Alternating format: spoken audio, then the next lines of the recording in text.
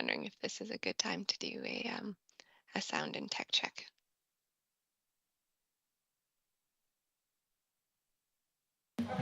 Hi, Kate. Thanks so much. We can hear you loud and clear.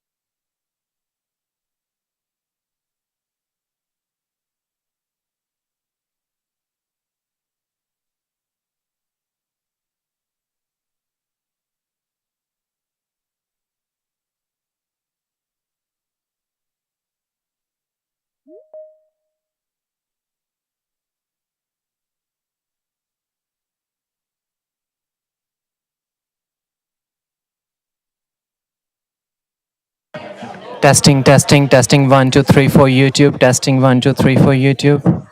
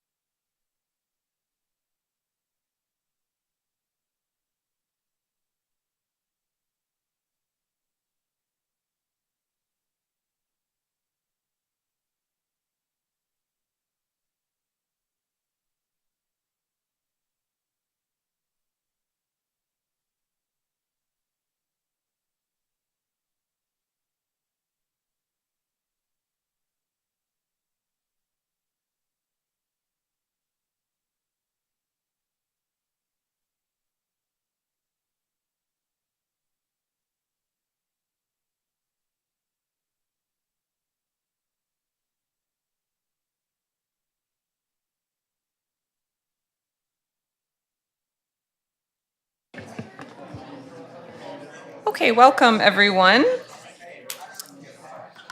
All right, well, welcome everyone to our Committee of the Whole meeting and call it to order. And before we begin, we'll just recognize that we're holding our meeting tonight on the unceded traditional territories of the Sishat and Hupachesit First Nations. We do have an agenda. Are there any late items to add from councillors? Councillor Solda. Oops, Madam Mayor, I don't know if we can add them as a delegation or not, but there is the farmer's market here that would like to come up and speak, or craft market, I'm sorry, craft market. I think we'll have opportunity for people under public input period. And I mean, council could make it, if they want to make a presentation for 10 minutes, up to 10 minutes, council would have to make a motion. But we do have up to 5 minutes each for multiple speakers under public input period. That's fine. Okay, sounds good. And if there's too many speakers, we could probably add a motion to accept a couple extra today. So no amendment to the agenda for that. Anything from our corporate officer? No late items, Madam Mayor. Okay, then would somebody like to move approval of our agenda? Thank you. Moved by Councillor Patola, seconded by Councillor Solda. Any comments? Seeing none on the motion, all in favor? Carried, none opposed. And we have minutes from the meeting held at 6 p.m. on July 29th, 2024 as presented. Moved to adopt by Councillor Solda, seconded by Councillor Patola. Any comments on the minutes? Seeing none on the motion, all in favor? Any opposed? Carried, none opposed. That takes us to public input period. This is an opportunity for members of the public to address the committee. A maximum of 6 speakers for up to 5 minutes each can be accommodated. And for those participating electronically, please use the raise your hand feature and we'll call on you in the order in which your hand appears. And just a note that we do also have 3 delegations. So if you are intending to speak for BCS-BCA, Alberni Valley Restorative Justice Society, or the Inclusive Play PA Society, you don't need to put your hand up to speak at public input period. However, if you do want to speak to support one of those initiatives or for anything else, this is the time to raise your hand. Come on forward. And when you come to the microphone, if you can just push the button to turn it on and then introduce yourself. Is that working? Okay. It's Barb Kreber, and I'm here on behalf of the Glenwood Craft Market. It's an annual event every November. We really like the market, and the families come out and enjoy themselves, and it's a social event for us as well. Crafters who make things as a hobby come out and sell sewing, knitting, jewelry, woodwork that they make all year.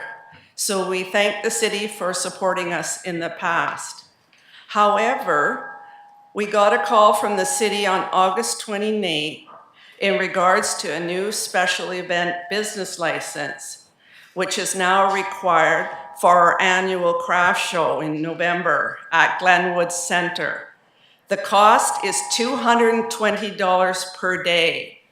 So that would be $440 expense that was not accounted for, as the crafters have all paid for their tables. We are an annual event for local crafters to sell things that they make. It is a hobby, and this is not a new special event. A city representative advised that the $220 per day event should be passed down to the crafters. What do you think? No. As everyone has already paid for the spot in November, we are not inclined to do that.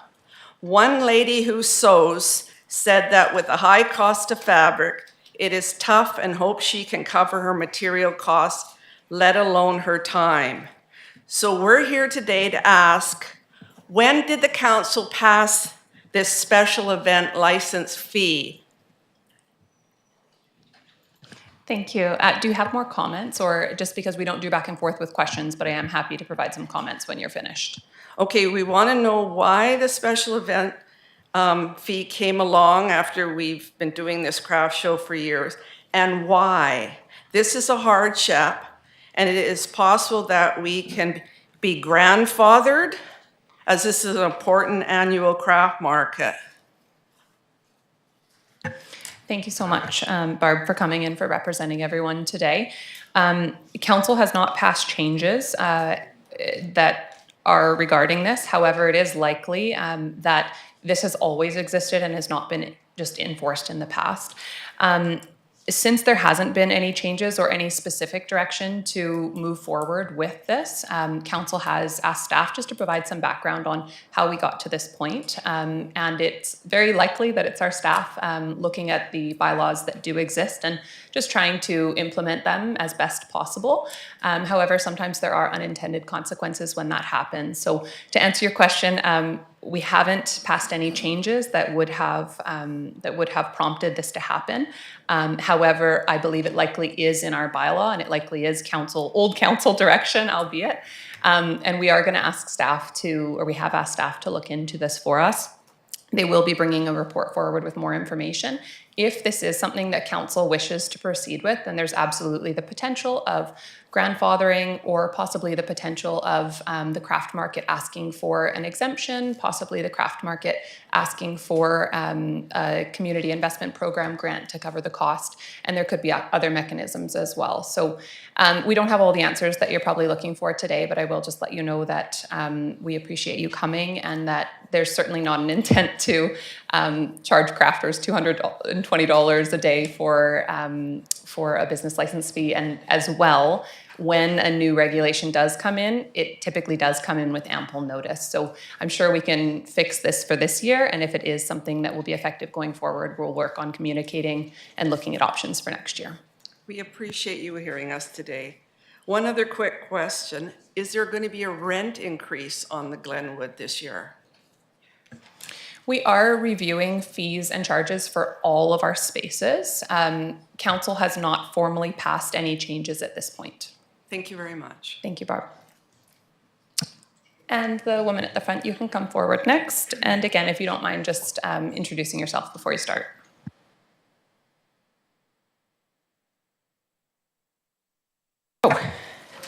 Okay, thank you. My name is Kate McKinley. I am the VP of the Alberni Crafters Association here. And we also do a big Christmas sale that we've been doing for 50 years. It's held at the Athletic Alberni Hall. And in regards to what Barb just spoke about, I had an opportunity to read the letter, and there were some things in there that did concern me. One of the things that concerned me was, along with paying the $220 a day for a special permit for the event, that whoever was putting on the event was also required to supply a list of the vendors. And my question is what purpose does that serve? Why would you need a list of the vendors? We buy our own event insurance, so it can't be for insurance purposes. And we're trying to figure out what purpose it serves. I feel as an association, we have an obligation to protect the privacy of our vendors under the BC Privacy Act. So explicitly, if our vendors ask us not to share information, I think we have to abide by that. So that's one of the main concerns of the Alberni Valley Crafters Association is, why do you want the list of vendors and what purpose does it serve? Thank you. Thanks very much for that. And we will note those questions and look into them when we get the report as well. Thank you. Thanks. Are there other speakers who would like to come forward today? Okay, seeing none, we will move on to delegations. And the first item we have today is a BC SPCA.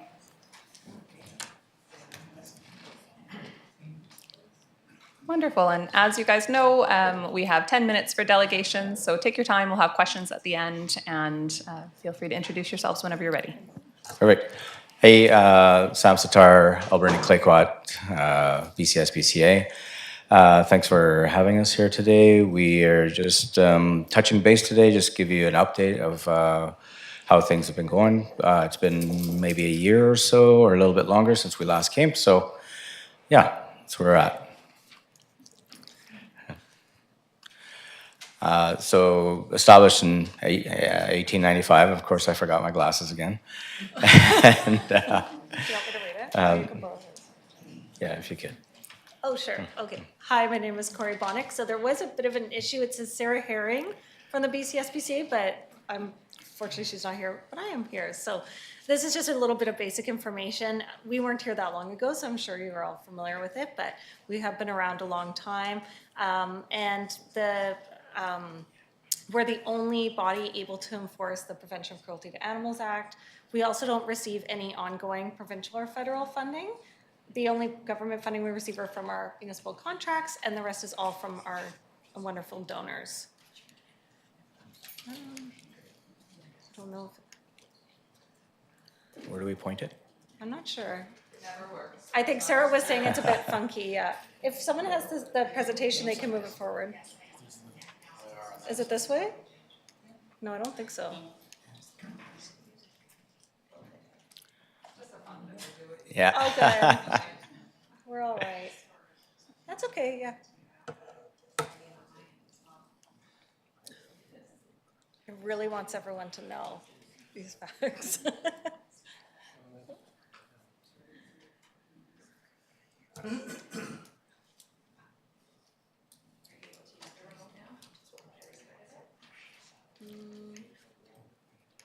I don't think so.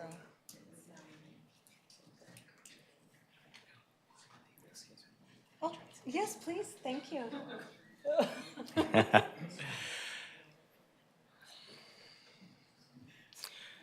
Apart from that, we appreciate the support from the city, and we're fairly busy taking care of the animals of the community and just helping wherever we can, all the way from outreach to just some compassionate boarding or emergency boarding and services like that. So.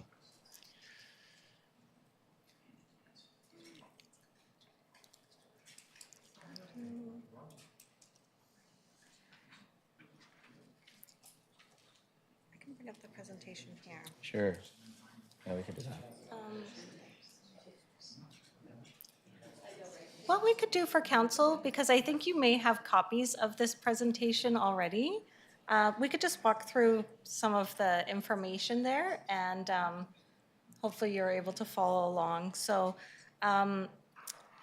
with our agreement with the City of Port Alberni, we have the ability to enforce the bylaws. We provide animal control services to the residents. We're able to impound animals under the bylaw, but we also are able to offer the citizens that come to visit our center through those channels the ability to access our other outreach programs. So like the Pet Food Bank is a big one, humane education, if they were interested in volunteering or, special events. I know, Sam, you do quite a few special events in the community. This might be something more that you want to speak to. But we also accept animals surrendered by the public. We do have a wait list just because there's quite a few animals waiting to come in, but we do the best we can with what we have. Animal adoptions, and we sell licenses as well. Do you want to talk about the programs maybe that we have too right here? Sorry, everyone, we're a little discombobulated. That's okay. That works. All right. And I was just on the slide after that. we're up and going again? Yeah, But and then we could do the that's next okay. one I'm even. going to need to read it for me Yeah, here anyways. yeah. In 2023, we cared for 299 animals under the contract with the City of Port Alberni. 143 were redeemed by their owners. Animals not claimed by their owners after 72 hours were transferred into BCSBCA custody for ongoing care, behavior assessment, and adoptions. Yeah, so we are seeing an increase in animals not being redeemed by their owners. I think sometimes people just aren't able to come in or chose not to come in. Generally, previously, we would have an only 20% redemption rate for stray cats and an 80% redemption rate for dogs, but we're seeing those numbers dropping, and that's a common trend all across Canada. We're also looking at the types of calls for animal control that we had received year to date, up to July 31st of 2024. I believe it was 239 calls for service in total, and 73 of those were for dogs at large. So the community is experiencing quite a few stray dogs at the moment. Something we wanted to speak with council about is perhaps offering some communications to the public on microchipping their dogs, making sure that their dog has a form of ID on their collar or purchasing a dog license, of course, so that when the animal comes in, we're able to contact the owner right away, or sometimes even divert the animal and bring it back home without having to come into the center, which is obviously very stressful for any animal to go through.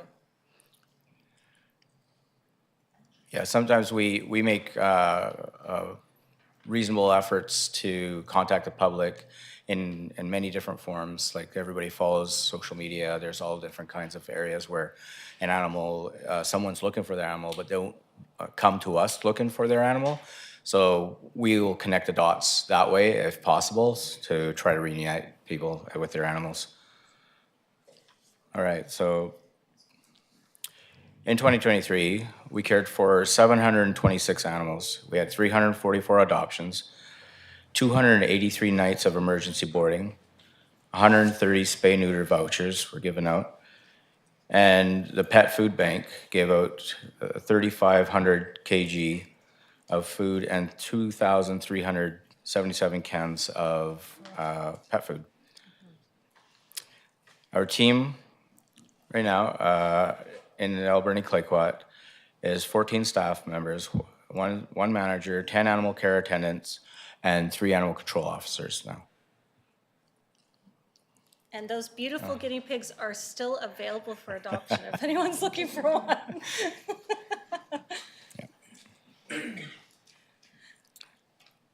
Okay. So thank you. That's basically our update at the moment, and kind of leave the floor open to you for any questions or comments. Thank you very much to both of you, and thanks for bearing with us through trying to get that fixed.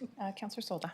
Just a quick question. Are the stats up for the pets that you look after and that come to the SPCA from the last 5 years? Are they going up? Do you find them rising?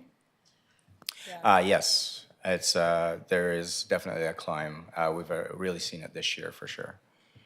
But it's been a gradual climb, but until there was a bit of a spike just recently. So We're finding the, just to add on to that, it's a spike not only in the amount of stray animals, like I mentioned, dogs at large, but we're also getting quite a few animals coming in through large-scale animal intakes. You might have seen in the news, you know, some properties have upwards of 200 cats, you know, 70 dogs, that kind of thing. So we're the only, like I said, body that can handle those animals in the province. And thankfully, because we have such a large network of centers, when we do get that many animals in, we can sort of spread them out and they can get the best care that they deserve.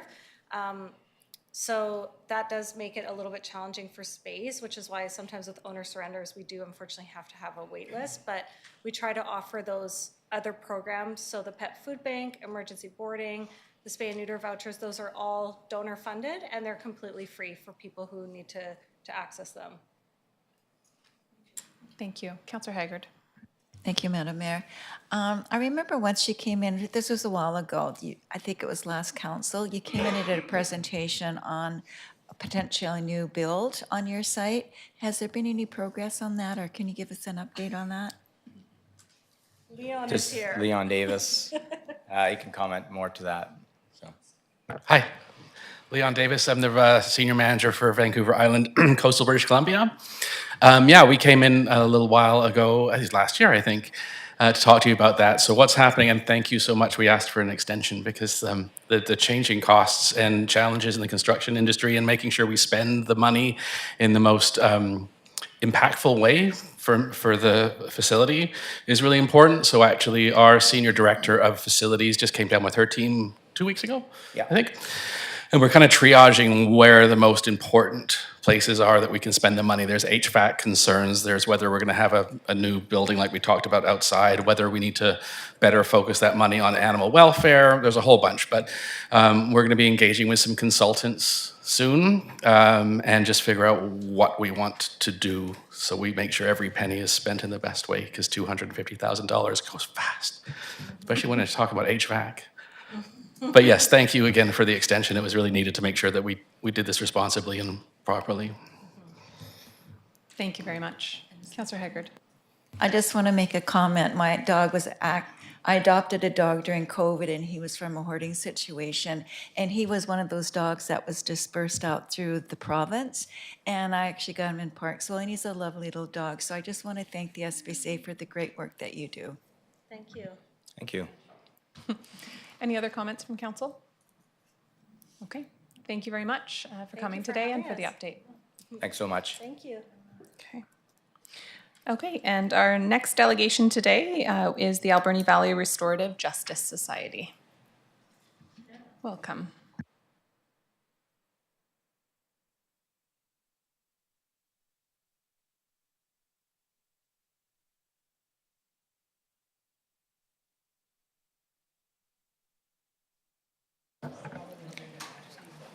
Your Worship, ladies and gentlemen, my name is Alex Glassy. I'm the president of the Alberni Valley Restorative Justice Society. I'm joined today by Michael Ramsey and Carl Wright, who are behind me, and several other members who are online. And I want to talk today about just describing what restorative justice is and how it can support a community like Port Alberni.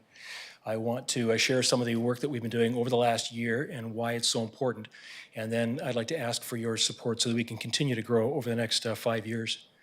I want to let you know that I came to Port Alberni 4 years ago. I moved here for a COVID romance from Victoria.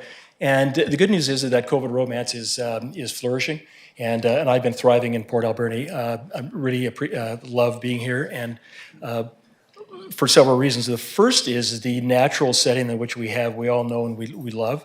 But the second is the number of people here. We have enough people here with a diversity of experiences and perspectives and culture to make it very, very interesting. We also have just enough people here that a small group of people can come together and really make an impact. And that has been our experience over the course of the last 12 months. Slide, please. So we believe everybody affected by conflict and crime should have the opportunity to heal. Slide, please.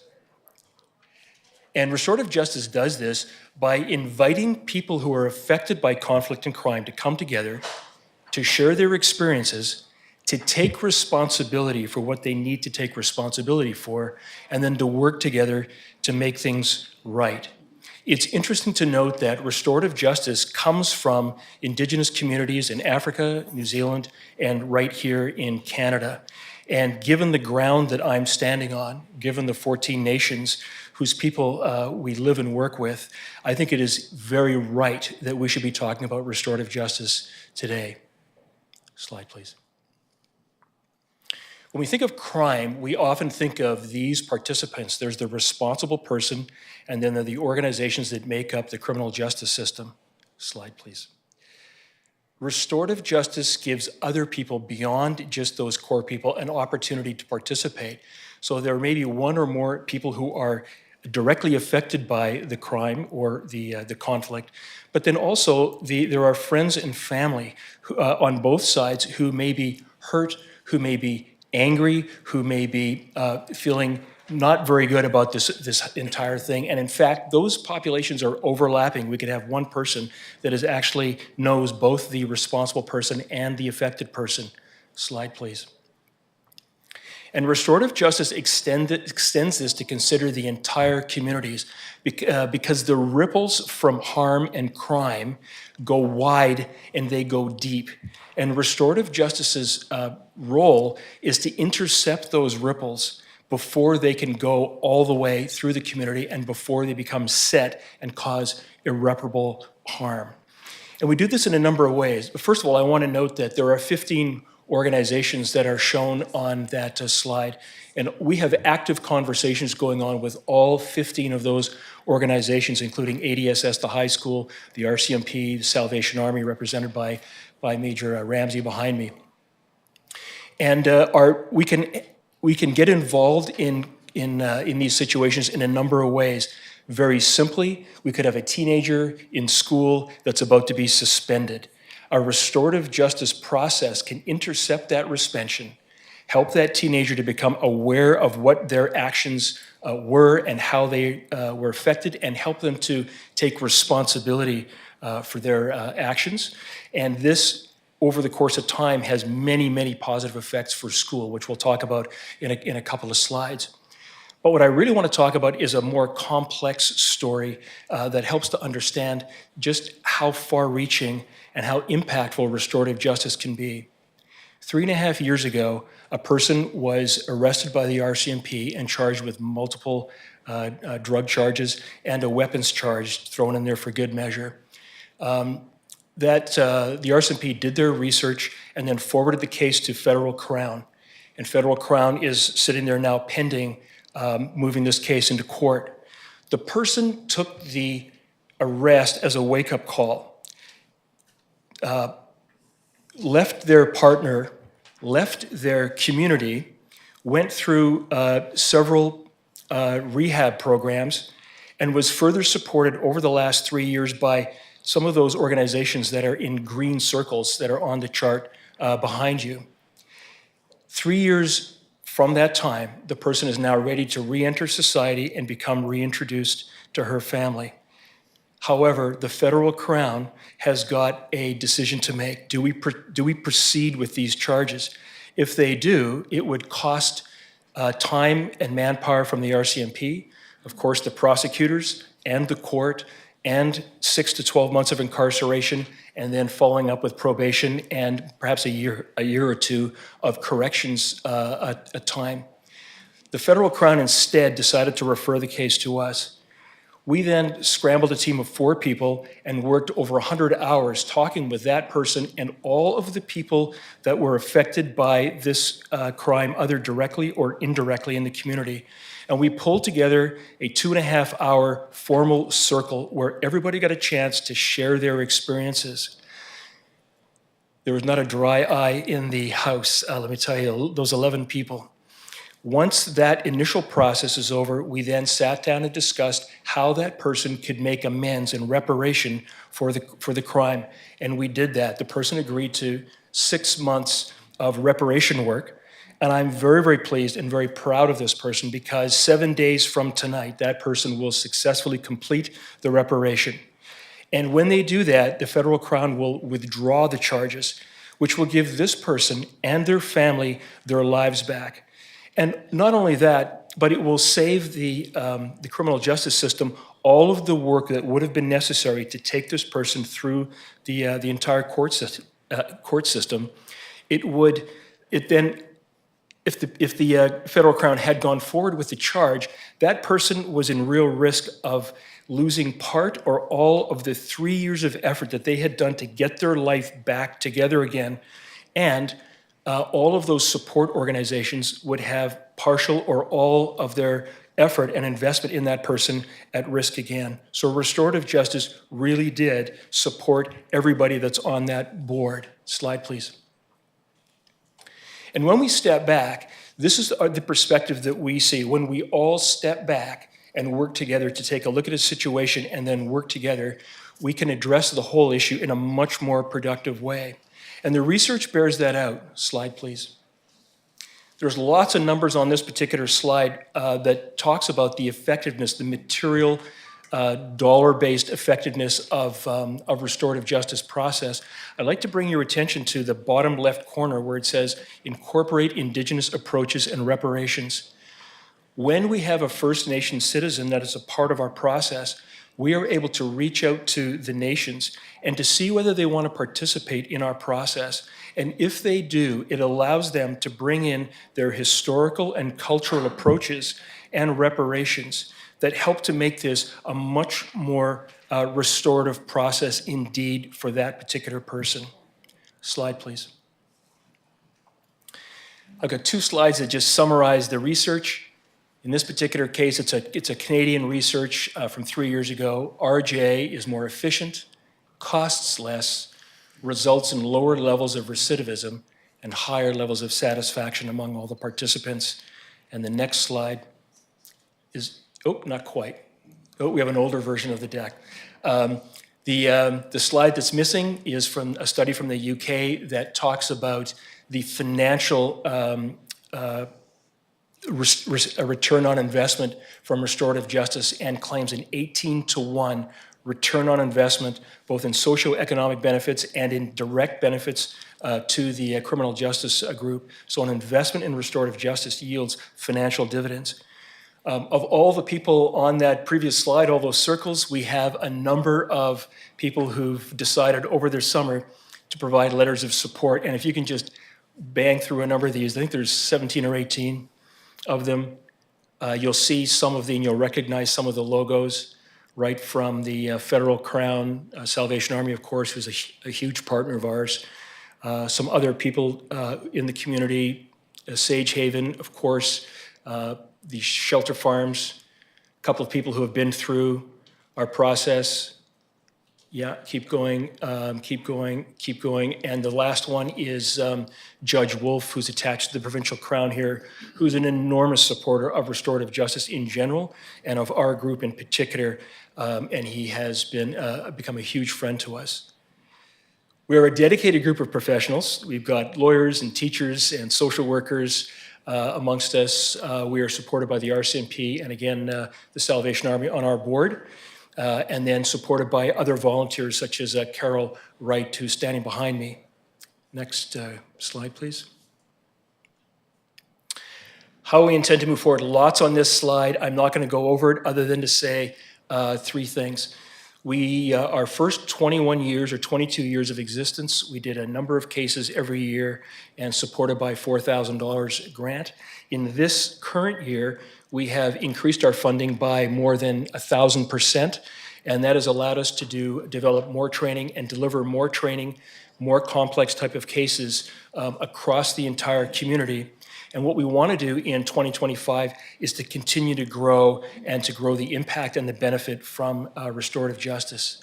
Slide, please. Last slide, you'll all be happy to know. I'm happy to continue this discussion with any or all of you who are in the room today, not only in front of me, but also behind me. You're all warmly invited to attend our board meetings or join our board. And for sure, circle December 5th on your calendar for our AGM. We also ask that council support restorative justice practices by investing in our base financing over the course of the next 5 years. Slide, please. Thank you very much for the time. Are there any questions that I can answer for you? Thank you very much for your presentation. Questions? Councillor Patola. Thank you, Madam Mayor. I'm just wondering where your funding comes from now. Our funding comes from the a couple of grants. There's a CAP grant, and there is a, I can't remember the other one, Councillor, but I can get back to you on that. But they're one-time grants. Thank you. Councillor Haggard. Thank you, Madam Mayor. First of all, thank you and your board for this great work that you're doing in our community. I'm a big believer that if you can catch people up front, it saves their lives. And it's also very cost efficient as well on the back end. So especially with the work that you do with the youth, let's get them young and set them on the right path moving forward. So I think you do fantastic work in our community. So thank you. Thank you for the comment. Thank you. Councillor Solda. So your ask to council is to be supportive, and second is the $150,000 a year. Is that, am I hearing that right? And is the provincial government not kicking in, or is, I'm assuming it's provincial, so not helping at all? The provincial government does not provide us with any funding whatsoever. And yes, my ask to Port Alberni is $150,000 in base funding every year for the next 5 years. Thank you. Any other comments? Okay. Have you made a presentation to the regional district yet? We have not. Okay. Certainly because you have started the process today and brought this to us, it will be considered by council, but $150,000 is quite a significant ask for a municipal government for this type of program. So there'll be a process to go through, of course. I think that the first question that's going to come is why the city and not the regional district. Okay. So I would take that as feedback, and I think what we should do is start a conversation because I don't think that there's anyone on this council that doesn't want to see you expanding this program drastically. It's just going to be a matter of how to get the funds. Disappointing that you don't get ongoing funding from the province. Very disappointing, and that may be something that we can look into and support with as well.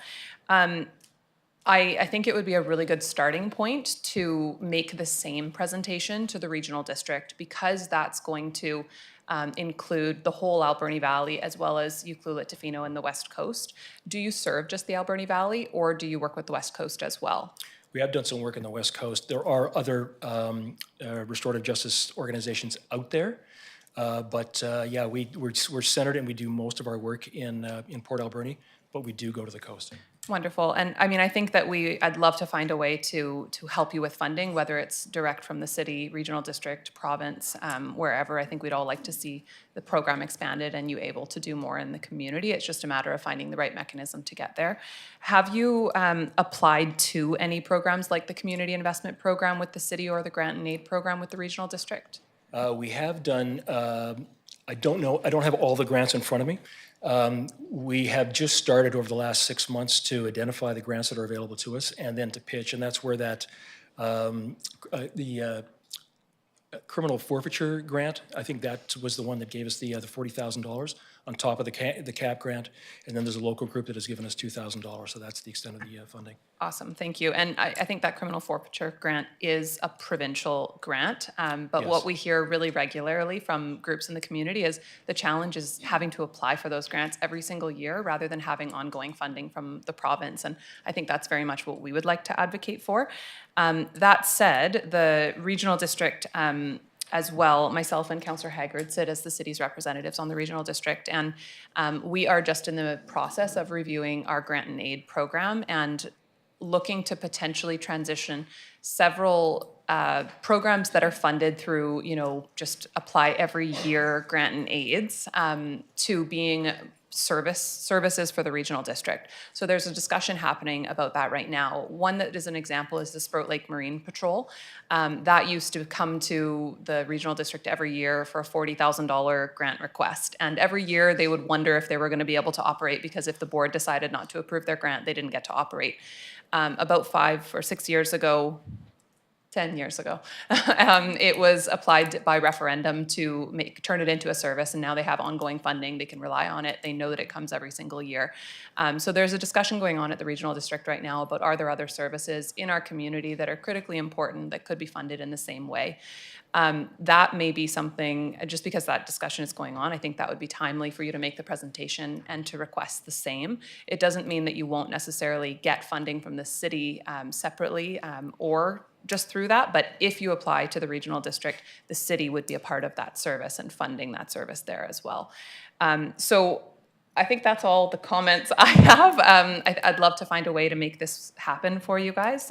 We just have to find the right mechanism and make sure, of course, with everything that we do, we want to make sure that it's equitable with the whole region rather than being funded simply by city taxpayers and leaving out those lovely taxpayers in Sprout Lake, Beaver Creek, Cherry Creek, and Beaufort who love to contribute also, but sometimes get left out of contributing because people just ask at the city. Councillor Solda. I agree with everything you said, Madam Mayor. The other thing I would like to, I'm really disappointed in the provincial government doesn't get involved and in an ongoing way. The other one is other communities. How are they funded? I mean, Port Alberni is not the unique community. There's other communities, so how do they get their funding?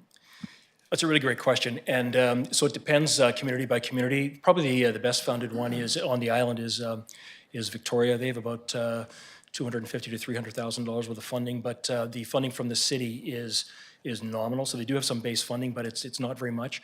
All the rest of it is one-time grant funding or 1 or 2 years worth of a particular grant, and that's the same across the province. Now there is a discussion at the province, but that is a many-splendored thing, and will take some time. Other communities like Powell River does have base funding.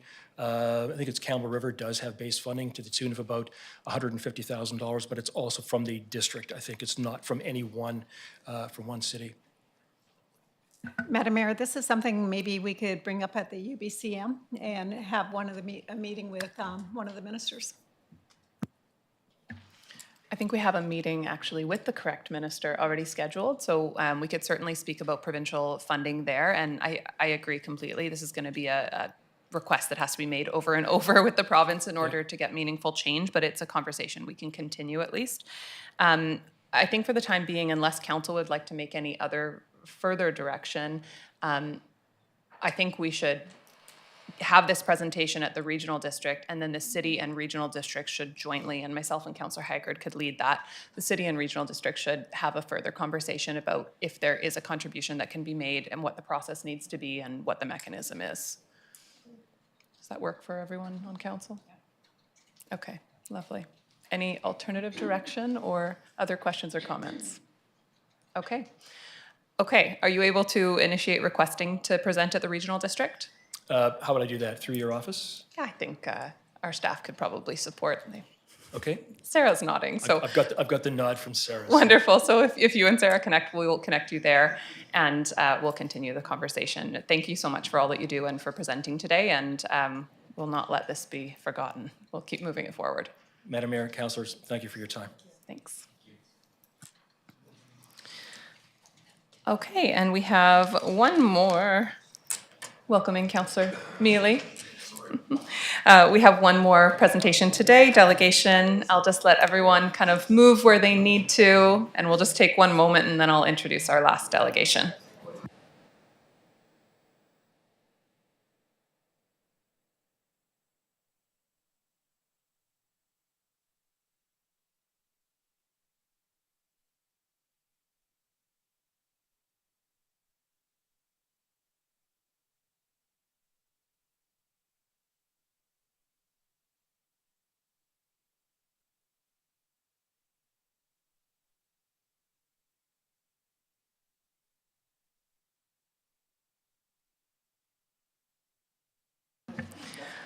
Okay, thanks everyone. I just didn't want our next presentation to get interrupted by people needing to move where they want to go.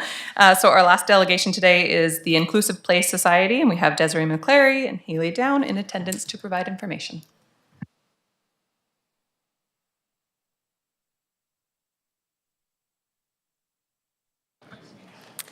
I'm a shorty, so I'm going to pull this down just a little bit. Thank you for allowing us to come in today. I'm Haley, this is Desiree. We're friends and moms of boys who were affected by pediatric stroke early in life. Both boys were later diagnosed with cerebral palsy, which brings many challenges, especially when trying to involve them in the community activities. One major barrier we face is the lack of inclusive playgrounds that allow all children, regardless of their ability, to play together. That's why we're here today, to emphasize the importance of creating an inclusive space in our community. So what is an inclusive playground? It's an open space carefully designed to promote play amongst children of all abilities and ages. It gives children with or without disability the same platform to play while breaking down barriers both physically and socially. Next, I'm going to talk about the three main components of an inclusive playground. So the first one is the play experience. So you're wanting to have a wide range of materials and textures like hot, cold, smooth, hard, soft. Natural elements like sand, water, flowers for an ever-changing multi-sensory experience. Having interactive play panels, displaying colors, moving objects, and visually stimulating surfaces, as well as panels offering visual contrast for those children with low vision, and musical components. Swinging, spinning, and sliding, those are movements that sharpen our internal senses and makes us aware of our body as it moves through space and against gravity, as well as social imagination. So whether engaged in parallel play, quiet play, or active social play in the inclusive playground provides plenty of social space for imagination. Next slide, variability. So developing an appropriate cognitive and physical play. So cognitive play can happen individually, in an integrative group, or through teachable moments between an adult and a child. All kids can benefit from physical activities with balance and coordination, muscle strength and endurance, as well as cardiovascular exercise. And also including learning activities such as problem solving, mazes, tracing panels, and more. But also having flexibility and options. So most children are going to be drawn to the large play structures, but there's also the kids that like the cozier, small, hidden away places. So you want to have those too. Having ground level activities for kids in wheelchairs and walkers, but also having overheight activities as well. Self-directed, so you're encouraging children to choose the activities that capture their interests, put them in charge. Building their confidence in their abilities contributes to really good self-esteem. The last component, safety, comfort, and access. So fencing can contain a activity area, which provides a sense of comfort for both the child and their parents. Having well-displayed signage, having abundance of shade, because lots of children tolerate the level of sun differently. Seating, so having benches with backrests and armrests and having tables strategically placed throughout the play area. Having accessible pathways that are paved for easy access to and from water parks, buildings, or any parking, and having accessible ramps and transfers for those in a wheelchair or walker. So who's going to benefit from this will be children of all ages and all abilities, adults with needs as well, our communities surrounding communities like Ukilit and Tofino, visitors traveling in the area for pleasure. Where do we envision the park? We envision the park at Blair Park for many reasons that Desiree just talked about. They have accessible bathrooms big enough for multiple people or wheelchairs or walkers. They have a wide pathway. There's amazing walking paths, so if children or adults need a break, they can go and take a little walk around. There's already the spray water park there. There's abundance of shade and trees. They just put some more in. And it's very centralized in Port Alberni and easy to access. So on the next slide, you're going to see we got a gentleman from Habitat Structures to come look at Blair Park. And Haley and I picked all the components that we thought would be fun in an accessible park. So there's a couple points on each slide that I'll try to just go over and explain why we picked what we did.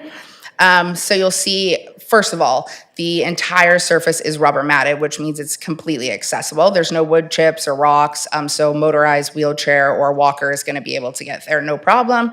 70% of that playground structure is ramped, which is hard to see on the slide, but it also leads to multi-sensory panels and things for children or adults with disability. There's also a little chill spinner in the bottom right there, which is a fun little seat that kids with low tone or a high muscle tone can sit in safely. On the next slide, you're going to see on the left there's a topsy-turvy spinner, which is great for multiple use. Even if a child with low mobility could still sit on that, holding the ropes and still giving that movement of left to right to get a sensory input. To the far right there, you're going to see a skyport climber. So that's an advanced piece of equipment, but we think it's really important to have a space that is accessible, but also fun for all kids. Because again, there's children that are able-bodied that maybe won't find it as fun to run up on the ramps, where climbing something like this and having other slides would be engaging as well. In the middle, you're going to see what's called a sway fun glider. So that actually allows 2 wheelchairs or walkers to be on that piece of equipment, as well as up to 4 children. So it allows everyone to play together on one piece of equipment. So next slide. So this looks pretty standard. It's a swing set, and then behind you're going to see a zip line. But the nice thing about these is they both have a lock-in bucket seat, which is molded, because children with low muscle tone or high muscle tone aren't able to sit in a standard swing like others. So this allows them to play with their friends, and also kids who are able-bodied will still find them fun too. Next slide, you're going to see a We Go Round on the left. So they actually have this at the Maffeo Sutton Park in Nanaimo, and it's always the hot spot where all the kids are on. So this allows a walker or wheelchair to go on. You're able to push it from the outside and spin it around, but a cool feature is you can sit in a wheelchair or walker inside and actually move it yourself. So it's a pretty cool little feature. And then on the right, you're going to see this sensory panel. So this allows you to pick any sensory panel components you want and insert them in there. And anyone who's in a device can push up to it, and still it's at that height where you can play. Kids can climb under. There's lots of different sensory aspects to that. Next slide, which is the last one here. So on the left, you'll see a roller slide, which is a lower slide, but it also gives a bumping movement as you go down. So kids get a sensory input through that. There's lots of climbing features throughout. There's a 3-person slide there, a tunnel. But again, with this design, we tried to make it fun for the ages of 5 to 12 is what they say. And just engaging everyone so they can all be on the same platform, having fun. Next slide, please. So bet you're wondering what this is going to cost. So Habitat Structures completed this. They also completed the Maffeo Sutton and all the SD70P program. You might have seen new parks around town. They also did those. So this particular one would cost $950,000 to $1 million, which includes equipment, install, border, prep, rubber matting. So just to give you an idea, the Parksville Community Park costed $715,000, and I looked that up, and there was 2 huge grants of one of $300,000 and one of $315,000, and the city put in $100,000. The Maffeo Sutton was $650,000, and they got $100,000 grant towards that. So ways to fund the project would obviously be applying for grants.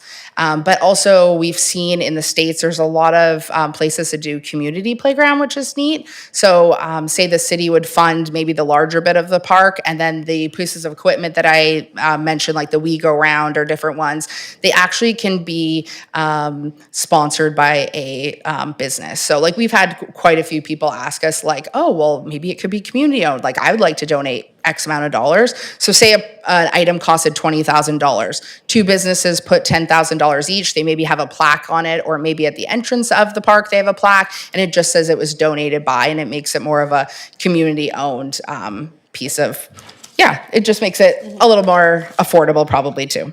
Next slide, please. So which island communities have already taken the steps to do what we're trying to do here? Souk, Courtenay, Nanaimo, Parksville, and Victoria already have inclusive playgrounds. Okay, how do we plan to contribute? So we have formed a society called Inclusive Play, PA. We organize and host annual pediatric stroke walks. This walk is to raise awareness about pediatric stroke, but also raise money to create an inclusive playground in our community.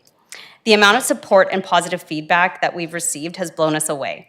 The community is recognizing the need for this type of playground and are excited about what's to come. In the last 2 years, we have proudly raised a total of $18,000, and we are motivated and willing to work alongside the city in any ways needed.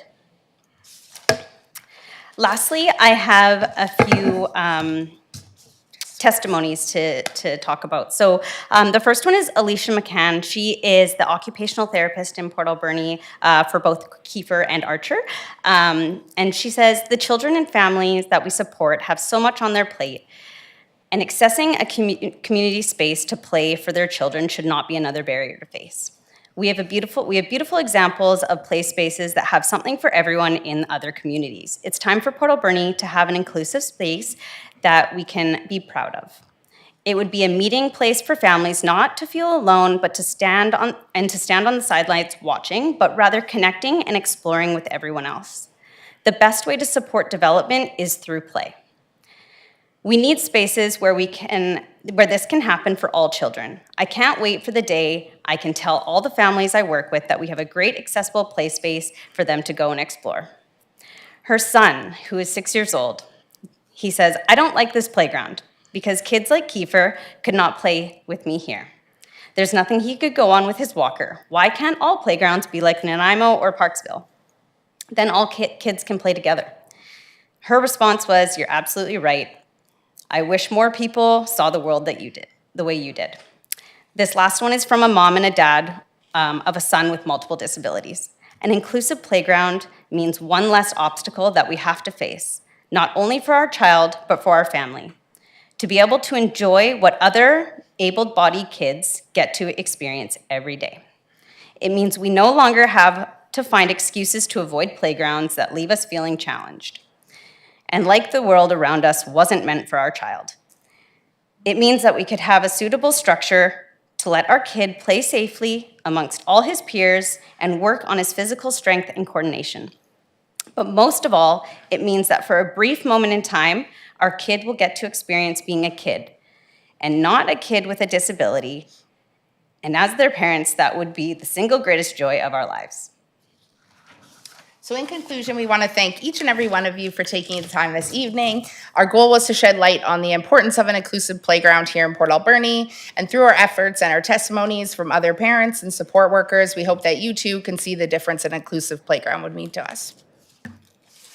Thank you so much. Thank you for the great presentation and also for the work that you've put into this.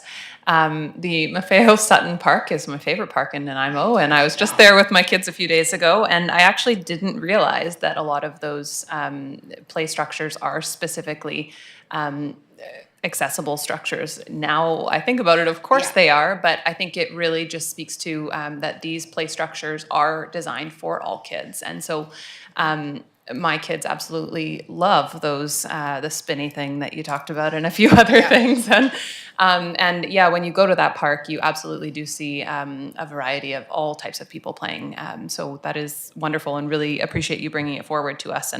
And great to hear that you've already raised a bit of money. I think if you had those pictures and commitment from the city, you'd probably raise a whole lot more money. So yeah, I think sometimes just getting that, first step forward of working on a commitment and location and those types of things can really help the community fundraising. So I will leave it to Council. Councillor Solda. I just want to say I'm really impressed with your presentation, how much homework you've done, and all the questions I was going to ask, you answered. That's what we were trying to do. I was really impressed with that. Cover all the bases. And what I really liked was the presentation. It reminded me of the skateboard park, how they came along with their presentation. They had all the everything, the I's dotted and T's crossed. But I do have a question, and maybe our CEO can answer this. Is this going to be accessibility is really important, and I'm a chair of the accessibility committee, and to me this is important in this community. And with our CAO, is this going to be we're waiting for the Parks Master Plan. Would this be included in the Parks Master Plan? Where are we going? What can we look forward to help? And my other concern too is where you're talking about Blair Park. I mean, I was a parks specialist years and years ago, and with Parks and Rec, but I found Blair Park was really, really hot in the summertime. So that is a concern I do have. So I'm going to, Madam Mayor, through you, if our CEO could answer regarding the master plan. Thank you. Yeah, thanks for the question. I think we'll be looking at the different playgrounds through the master planning process. And tonight we do have a presentation from our consultant that is working on the Parks, Rec and Culture Master Plan, and we can ask some questions at that time as well. But I believe in any projects moving forward, we will be looking at them through an accessibility lens as well. And it just comes down to how we finance and move forward with making sure that our city moves forward in an inclusive way. Thank you. I would like to see this be part of our master plan. And have you made any communication at all with our director for Parks and Rec? And second is maybe when we look at the master plan, this report could be added to it or something like that, some kind of communication with that. And I'm sure you can get sponsorship. There's a lot of people in the community that will sponsor, and I think this is a great opportunity for our community. Thank you. Yeah, through the chair, I think our director of Park Recs and Culture would like to say something. Thank you, Madam Mayor. Yes, we actually have also completed an accessibility study of our parks. So in advance of completing our Parks, Recreation and Culture Master Plan, staff actually took the initiative to complete, so it's already done at this stage, looking at all of our public spaces through that lens of full access for all community members. So I look forward to working with these folks on seeing how we can make this happen as well. Thank you. Councillor Haggard. Thank you, Madam Mayor. I'm going to suggest that you contact the Lions Club and the Gyro Club. This sounds like the perfect project. That'd be such a good fit for both of those organizations. They look for things that they can fund for their community. And also, I'm going to suggest that you contact Community Futures. They will be able to look for grant funding for you and probably write the grant proposal with you. And that will help you get some additional funding. So yeah, so good luck, and we'll be very supportive of the project. Thank you. Yeah, we've already talked to Lions Club as well. Just one other note was, I know that sometimes we're looking through the accessibility lens, but sometimes it seems to be a little blurred. When it even just, this is not like, I know this has nothing to do with school district, but for instance, all the PEEP program projects, if you've seen around town the new playgrounds, like for instance, those are deemed accessible, but like I did a lot, like when I seen one, a friend of mine told me it was accessible playground, so I got super excited. And then I've seen the mock-up and I'm like, whoa, okay, this is not. So for instance, it's a park with wood chip and then a little section to the right that's rubber matted with a little spinny thing, which most children with needs couldn't go on, and then a wheelchair beside it. So it was a very clear vision that accessibility was not at the forefront, but with those PEEP projects, there only need to be by law 5% accessible.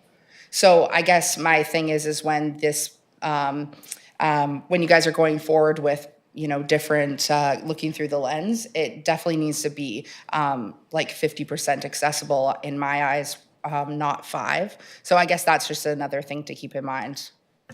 Yeah, I think as we're going through the process, and this is really timely because we are for the first time doing master plans for all of our departments. So the Parks Master Plan is going to be the guiding document that, moves us forward. Appreciating that we have done an accessibility review that probably said not very accessible. So told us what we likely already know, but it is always a start, right? But I do recognize that there's different levels of accessibility, and I think that there's different perspectives that accessibility specialists are looking from. Our accessibility committee, for instance, focused predominantly on senior mobility issues, right? All accessibility, but at different levels, and that's always going to happen. So I think when we're fortunate to have you guys having formed a society, we should be able to leverage the knowledge that you have in the planning. I would love to see you work with our Parks Master Planning consultant to be actually included in the work as we're developing this plan, rather than just sort of forward your report along.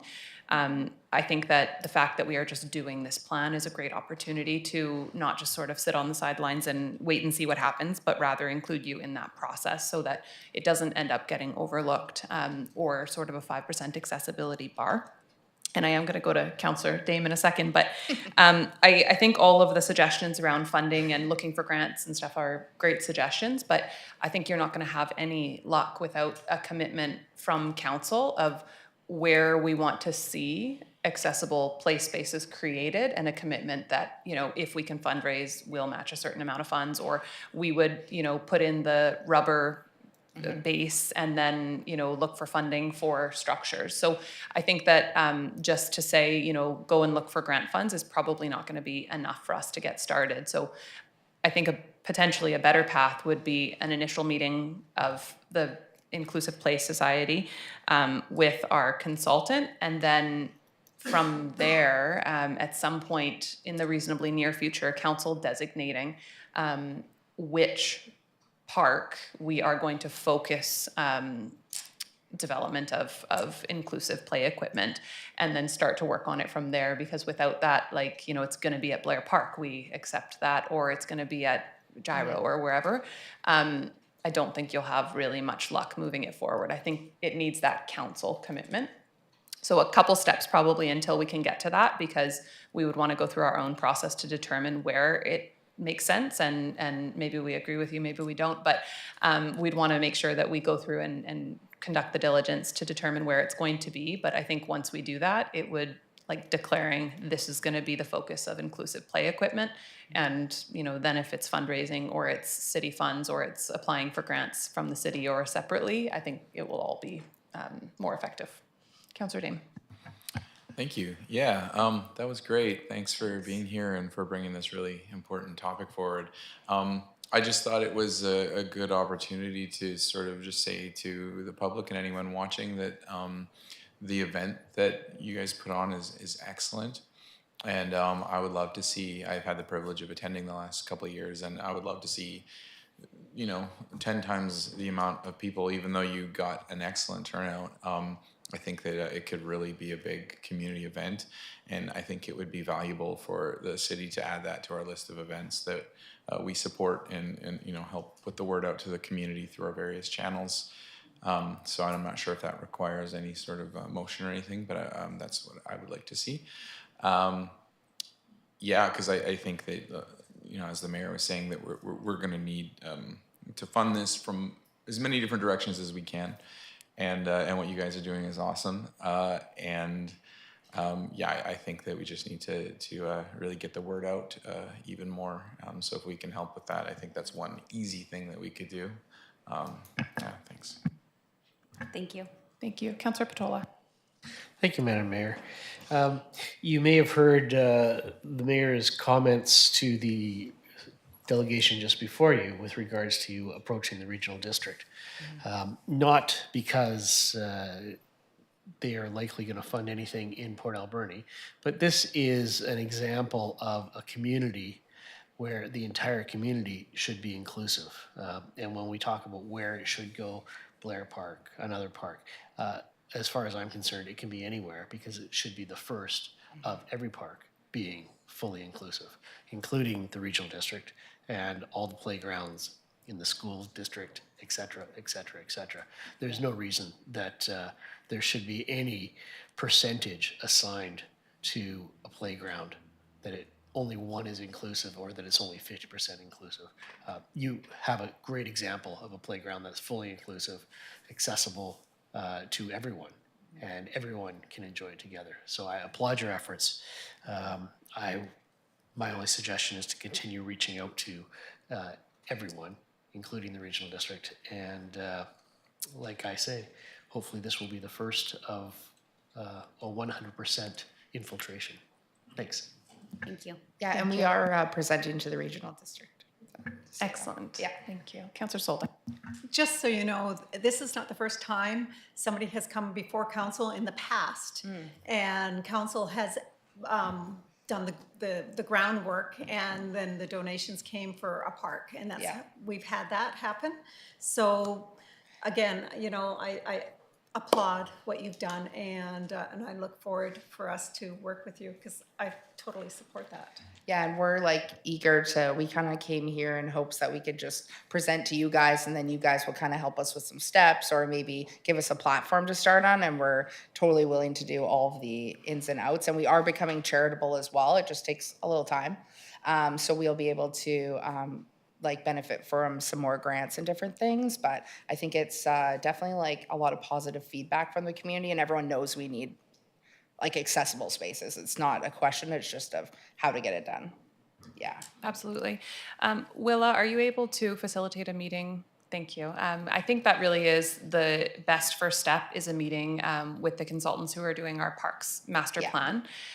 So if Willa can coordinate with you two for that. And then I think at some point, we don't want to, I think, go around the master planning process, but maybe the master plan can suggest where the focus area needs to be, or the focus park, as the first step, and then council could consider making a declaration that would just make the process of planning and grants all flow easier.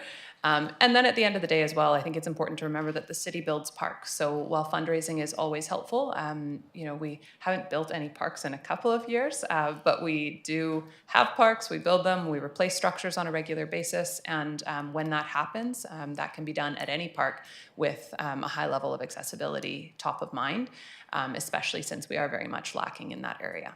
Yes. Okay. Thank you. Thank you very much for coming today. Okay, council, we will move on. No unfinished business today, so we'll move on to staff reports. Item number 1, we have the quarterly report from Economic Development. Thanks through the chair.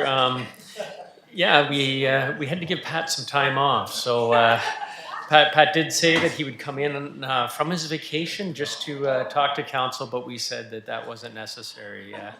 he does need his time off. So I did say that we would bring this forward at the committee of the whole. If there's any questions that I can't answer or information you would want, the third quarter report will be coming very shortly, and he will be here at that meeting.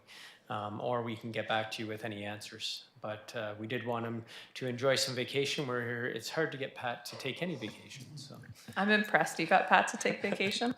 Council, are there any questions? The report is included in the agenda. Councillor Patola.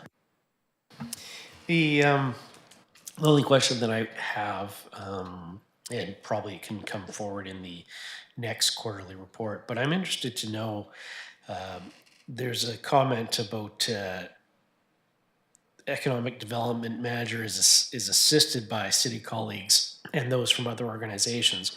And I'm just wondering how much of the economic development officer's time is spent in assisting those other organizations, rating grants or undertaking lead on projects in any type of cooperational situation, such as working with the port or working with the school district or working with other organizations in our community. I'd be interested to know that. Thank you. Mike, do you have that information currently? Thanks for the question. I can answer it slightly right now, but I can get a more detailed report. It is a considerable amount of time that our economic development officer helps other organizations or other departments within the city write grants, and that they're successful. So we are looking at a business case right now of a lot of grants, whether they're internal or external, come with a percentage of that grant being able to be used for administrative. Currently, that folds into whoever receives the grant, just gets extra money. We're looking at taking a percentage of the grants if we're successful, so then we may be able to fund somebody that can be more focused on grants and may be able to accelerate the city looking for grants, applying for grants, and also helping community groups advance community or council strategic priorities on grants. So currently we are working on a business case to bring forward to council, but we just aren't quite there yet. But it's top of mind where this does pull Pat away from some of the good economic development work. Not that grants aren't part of that, but it isn't the sole focus of an economic development office. And it does take a considerable amount of time of Pat to deal with that. Thank you. Any other questions? Seeing none, would somebody like to move receipt of the report? Moved by Councillor Solda, seconded by Councillor Dame. Seeing no comments on the motion, all in favor? Carried, none opposed. And item number 2, we have service level reports from Development Services and then the Fire Department. Welcome, Scott. Thank you, Council. So you have the service level report from the Development Services Department in front of you. I think I'll probably just hit some highlights and then we can kind of go from there. So Council, Development Service Department, certainly has a huge role in preparing regulatory strategies such as the OCP to help guide, growth and development in our community. Certainly manages our zoning and subdivision and other development applications to implement effective land use, helps administer business license, and of course, building inspection, building permits and building inspection is a big part of our department. And also providing a lot of information to the development industry, the general public, realtors, as well as contractors and other registered professionals. I guess just some quick successes for this year is we were able to complete the small-scale multi-unit housing legislation the province put in place. As council know, this wasn't exactly in staff's work plan for 2024, but the department was able to successfully put that work, and council was able to adopt that bylaw by the province's timeline. We have also been successful in receiving a couple grants, one to finish, to complete our Complete Communities project, and one is a development approval streamlining project that I'll talk about a little bit later. Some challenges, staff capacity is always a challenge in almost every organization these days, and I do want to specifically point out that the vacant planner 2 position, certainly has resulted in our projects and our development applications, certainly taking longer periods of time when you have a full-time position that has been vacant for the period of time that it has been. That has been an ongoing challenge for the department. In regards to some of the priorities, again, to complete and finish off is, again, the official community plan. You know, trying to spend a lot of effort getting a draft done in order to present to council and the community. Completing the 8th Avenue Child Care Center, again, our Complete Communities project. We have a draft updated housing needs report based on new guidance from the province that we will bring forward to council hopefully in October. That again will help inform our OCP, but also is really important when we're looking at new housing projects that are being presented to this. So we are required to update these every year or every 5 years, but it was really important we do this for our OCP work. And also with the province issued new guidance that we had to follow. So we'll present that at a public meeting of council coming forward.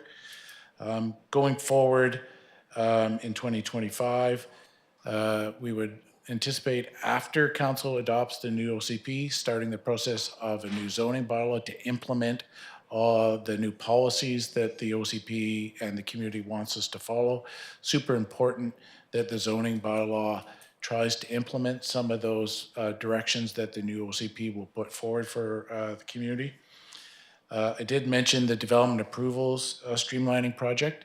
The city was successful in receiving a $150,000 grant for that. We anticipate starting that early in the new year. And it's really going to have a consultant will be part of it to assist us looking at our processes that we have, that we provide to the community, the development industry, but also within the city's departments. Our department works really closely with engineering, especially, but others. So how can we change our processes to improve our service? Essentially, is that what that will really start to look at? And then, of course, continuing on with our normal activities, development applications, business licenses, and building permits. Just a quick overview of our budget. We are on budget moving forward. The only one thing I will want to point out is our building permit fee revenues. At the time we issued this report, they were around about 177,000, but as of today, we're up to 223,000. So we had a couple permits come in just the last little while. And we do have some larger projects that we anticipate coming forward this fall to get their building permits. And so we are still feeling pretty comfortable with the 400,000 projected revenues by the end of the year.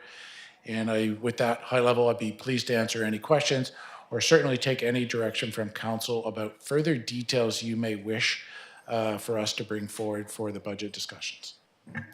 Thank you very much. Questions, comments?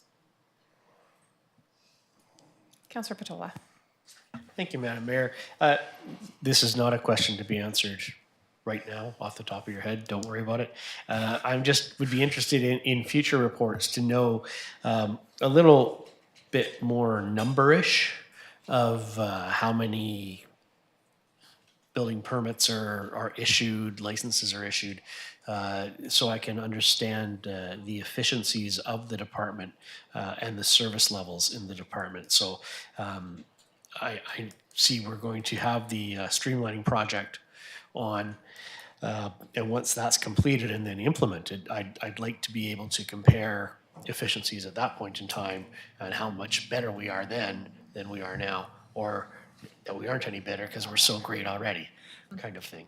Yeah, thank you. And I guess to follow up on that, we have in the past gotten an annual report with the number of permits issued. I think a number that would be really valuable to be tracking is the days to issue a permit for small and large projects, because I think that's ultimately what we would like to see improved over time and what the streamlining program hopefully will work to improve, recognizing that the biggest challenge is our staff vacancies, and not having a full team in place is always going to end up being a challenge.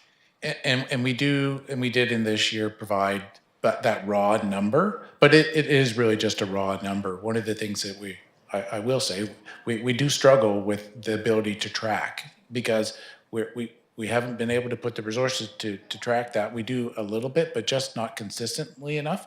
So something, Councilor Patola, I think you're right. The development of permit program should look at that and how can we improve that. That's part of the goal of trying to do that, is say, okay, how can we do these better with the resources that we have? And also, is there a better way for us to track that? You know, is it a simple piece of software that helps us track that more effectively so that we can provide that information on an ongoing basis for staff, but also to council and the public? Thank you. I'd like to see just date submitted, application completed, date of permit issued. I know it takes a person to note those things, but I do think that it ultimately could be a simple bit of tracking. It doesn't need to be complex, even if it was, I just think, you know, the date it's issued versus the date it's accepted as complete are very important distinctions, because some people submit a permit, it's not complete, we wait on them. We don't want that to overall affect how we look at the numbers, but I do think it's really important for building permits and development permits to start tracking that information so that we can see if it's improving or going in the wrong direction. And ultimately, hopefully with this process, we're going to be improving it, but recognizing that the projects we're doing are getting more complex as well. And sometimes there's the anomaly that because of factors beyond local government control, a project hasn't proceeded. But still really important to try and track these a bit better, and then note, okay, this is why this particular project is still ongoing or hasn't been approved, or why it took longer than anticipated. Absolutely. Other comments, questions? Okay, seeing none, would somebody like to move receipt of the development services service level report? Thank you. Moved by Councillor Patola, seconded by Councillor Solda. Any comments? Seeing none on the motion, all in favor? Carried, none opposed. Thank you, and we'll move on to the fire department.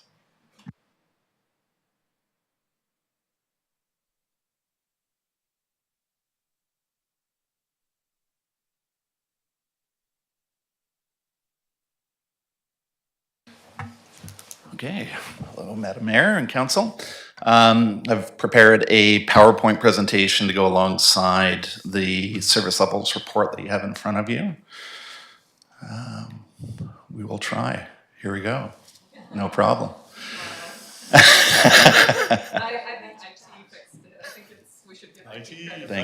Thank you, IT. Thank you.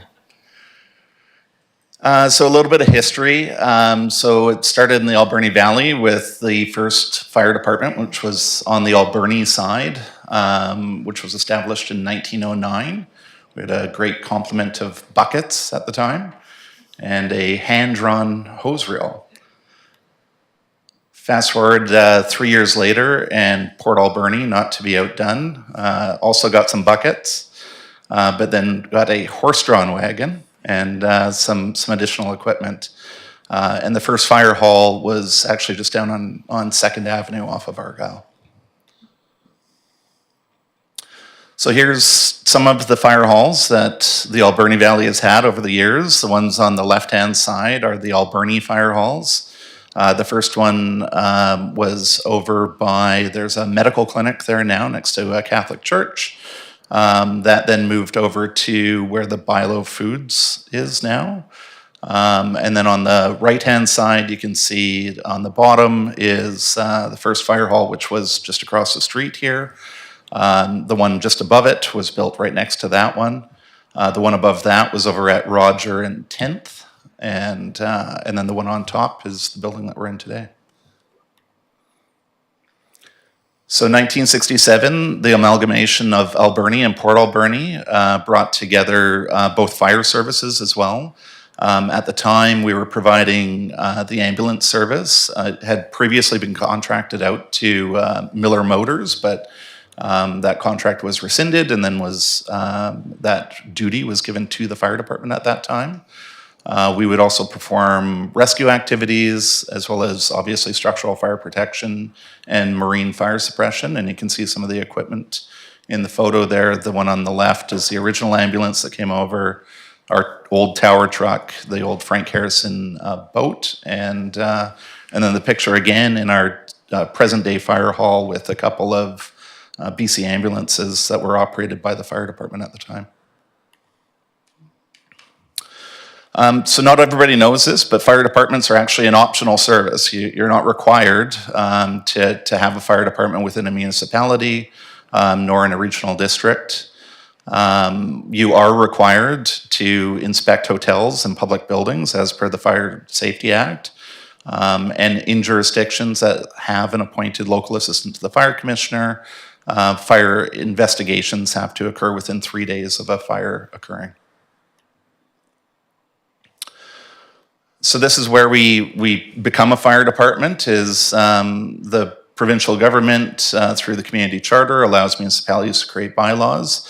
One of the bylaws that was created was the fire control bylaw, and through that it grants a number of powers to myself and my designate, indemnifies PAFD personnel, outlines the services that we provide, identifies the rules regarding outdoor burning, and identifies fines for non-compliance, amongst other things.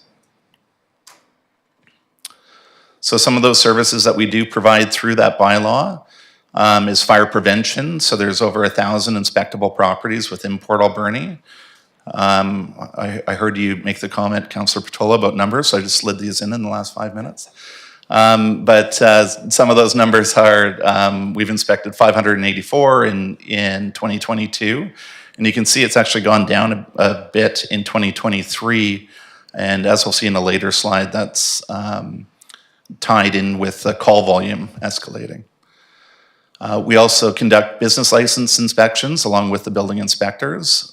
So we completed 85 of those in 2023. Fire Smart assessments, which is, that's a Fire Smart slide that's in beside there. 6 of them completed in 2022. And a certain event on a certain highway maybe stimulated some more folks to engage with the Fire Smart process. So we had 29 of those completed last year. The Fire Safe program, we spoke about it briefly in the quarterly report that was delivered by Mr. Fox. Thank you, Mr. Fox, as I was tending to an event. But that's a door-to-door smoke alarm program that's going to be happening in neighborhoods that are identified by the Office of the Fire Commissioner in conjunction with Stats Canada, where those are deemed to be at higher risk for injury or death due to fire. The job that we do that comes to mind first and foremost, I'm sure, is structural fire protection. So we respond alongside our automatic mutual aid partners in Cherry Creek, Beaver Creek, and Sprout Lake. You can see that our numbers, 2020, obviously with the pandemic, the number changed that year, but they've been pretty static in terms of structure fires within the community. Marine fire suppression. So there's the Harbor Chieftain is the boat that we presently have. That's operated through a joint use agreement with the Port Alberni Port Authority. The boat is actually owned by the Port Authority. Maintenance costs are shared between the two organizations, and it's a cost-effective manner to offer that service in a port community. Confined space and technical rope rescue. So this is provided primarily within the city of Port Alberni, supports industry, and occasionally will respond if requested by the province outside of the city of Port Alberni. The picture on the left there is training that we do every year with public works folks. And the training on the right, sorry, not training, that's a motor vehicle incident that happened out on Highway 4 that required us to combine both our rope rescue skills with our auto extrication skills. Auto extrication provides service within the city of Port Alberni and on behalf of the province. So the boundaries for the provincial road rescue are the Cathedral Grove parking lot, the West Coast Wild Zip Line, and all the way into Bamfield. So it's quite an expansive area that we cover. Wildland fire suppression. So primarily provide this service again within the city of Port Alberni or where it could threaten the city of Port Alberni. At times we'll be put on standby or we'll be asked to respond on behalf of BC Wildfire as well. Medical first responder, this has become the dominant call type for Port Alberni Fire Department. You can see our structure fires and MVIs in this particular chart are are remaining relatively static, while our medical first responder calls really increase exponentially. Some of the other services that we provide, shipboard firefighting, hazardous materials mitigation, swift water rescue, open water rescue, public assistance, so needle pickups as an example.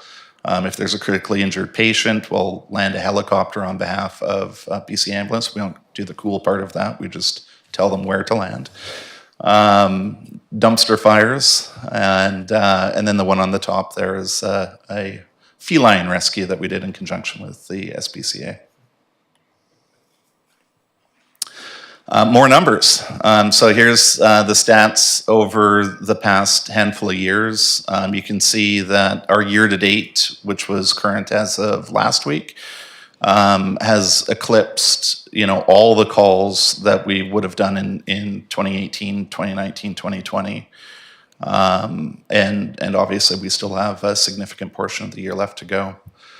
When we compare it to last year, what we're seeing is that it's leveling off somewhat. So we're only up 1% over the same time last year, but it's not dropping either. When it comes to structure fires, we have seen a 7% increase in structure fires over the same time in 2023. MVIs were up 8% over the same time. Again, we did have that highway closure last year. And then medical first responders were actually down 2% from the same time as last year. And I missed a number in there as well, which was that this now represents 65% of our total. So as you look into the history there, and before 2018, we hovered right around 50% for a long period of time. We bumped up to that 65 in 2022, crested at 68 last year, and now we're back down to 65, but still quite a significant number. Here's some more just metrics that we measure ourselves by. So dispatch time is not in our control, but it is what North Island 911 does on our behalf. So their target time is 64 seconds, 90% of the time. You can see that they're doing exceptionally in that area, which then gets them to call us. And the next one is our shoot time. The shoot time is the time that it takes for us to receive the alarm and be en route. And so as you can see, we were a little bit behind the standard up until last year, but are now exceeding the standard. The en route time more speaks to, I would say, the placement of the fire hall and the quality of our road infrastructure, traffic, that sort of a thing. So this is the time that from the time that we start rolling to the time that we arrive on scene. And you can see that those numbers are looking favorable as well compared to the NFPA target. The one note below that is stat calls have increased from 53 in 2020 to 145 in 2023. So that's where we're on one call and dispatch is calling us for another that we can't immediately respond to. So again, up top there, that en route time, and then the next column over is our second apparatus, Port Alberni fire apparatus, arriving on scene. So 11 minutes 14, 11:14. This year we have seen instances where it has been as many as 23 minutes. So we are starting to see that really kind of diminish in terms of the time that we get our off-duty personnel on scene. That is somewhat mitigated by the fact that in November of last year, we started having our automatic mutual aid partners not only coming for buildings that are larger than a duplex, but they come for all structure fires now. So oftentimes will be the case that our second apparatus on scene isn't our own. It'll be Cherry Creek, Beaver Creek, or Sprout Lakes. This stat, I've shown this before in previous years. It's an imperfect stat, but the way that it's calculated is the assessed value of the structure, not the structure and the property, and then deducting the amount of fire damage that was caused to that, and excluding outbuildings and excluding industry. And so that's where we land at this number. It's not a perfect number, but it does illustrate some of the good work that we do. This is our budget, which did appear within your council report. As you can see, there's no real striking anomalies there. We're on budget for the year in terms of expenditures. And then the last slide here is just with regards to fire underwriter surveys. So fire underwriter survey, as a reminder, provides data on public fire protection for fire insurance statistical work and underwriting purposes of subscribing insurance companies. And about 85% of insurers do subscribe to fire underwriter survey. What you can see in the table below is what our rating was for the commercial line of insurance in 1985, how it improved the last time that we did the fire underwriter survey in 2016. And then below that is communities that are of a similar size. So as you can see, no community of a similar size has a better rating than we do. There are a number that have not as favorable ratings.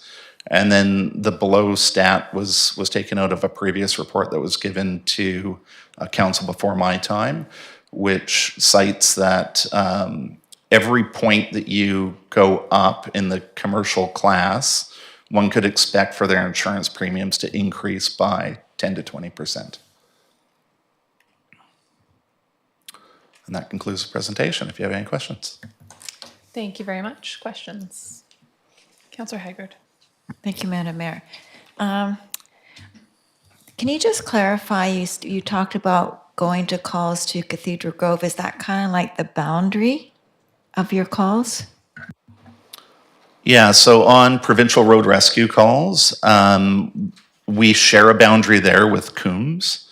So Coombs will come to the other side of that line. The same is true of the zip line towards Ucluelet. So Ucluelet comes to the other side of that. Bamfield doesn't have road rescue services, so we respond all the way right into Bamfield. Just a question, I don't know if you can answer it though. If that's outside of the regional district, I'm just wondering why we take those calls, just because the fire department is stretched so thin with other calls within the area. So I'm wondering why we go out of our area, if you could answer that. Yeah, these are historic, obviously. They happened before I was here, but while a portion of that definitely is within the Nanaimo Regional District, it's actually, quite a bit closer than our boundaries to any other direction. So we're just the closest fire department is the reason why. It's all under the road rescue program, which is administered through Emergency Management and Climate Readiness, the province. And so that is why the line exists where it is. It's not necessarily something that always needs to be in that spot, but that's where it is as we're the closest department to it. Just to follow up on that, how is the compensation determined when we do go outside of our boundaries? Yeah, so there is a set rate for that compensation.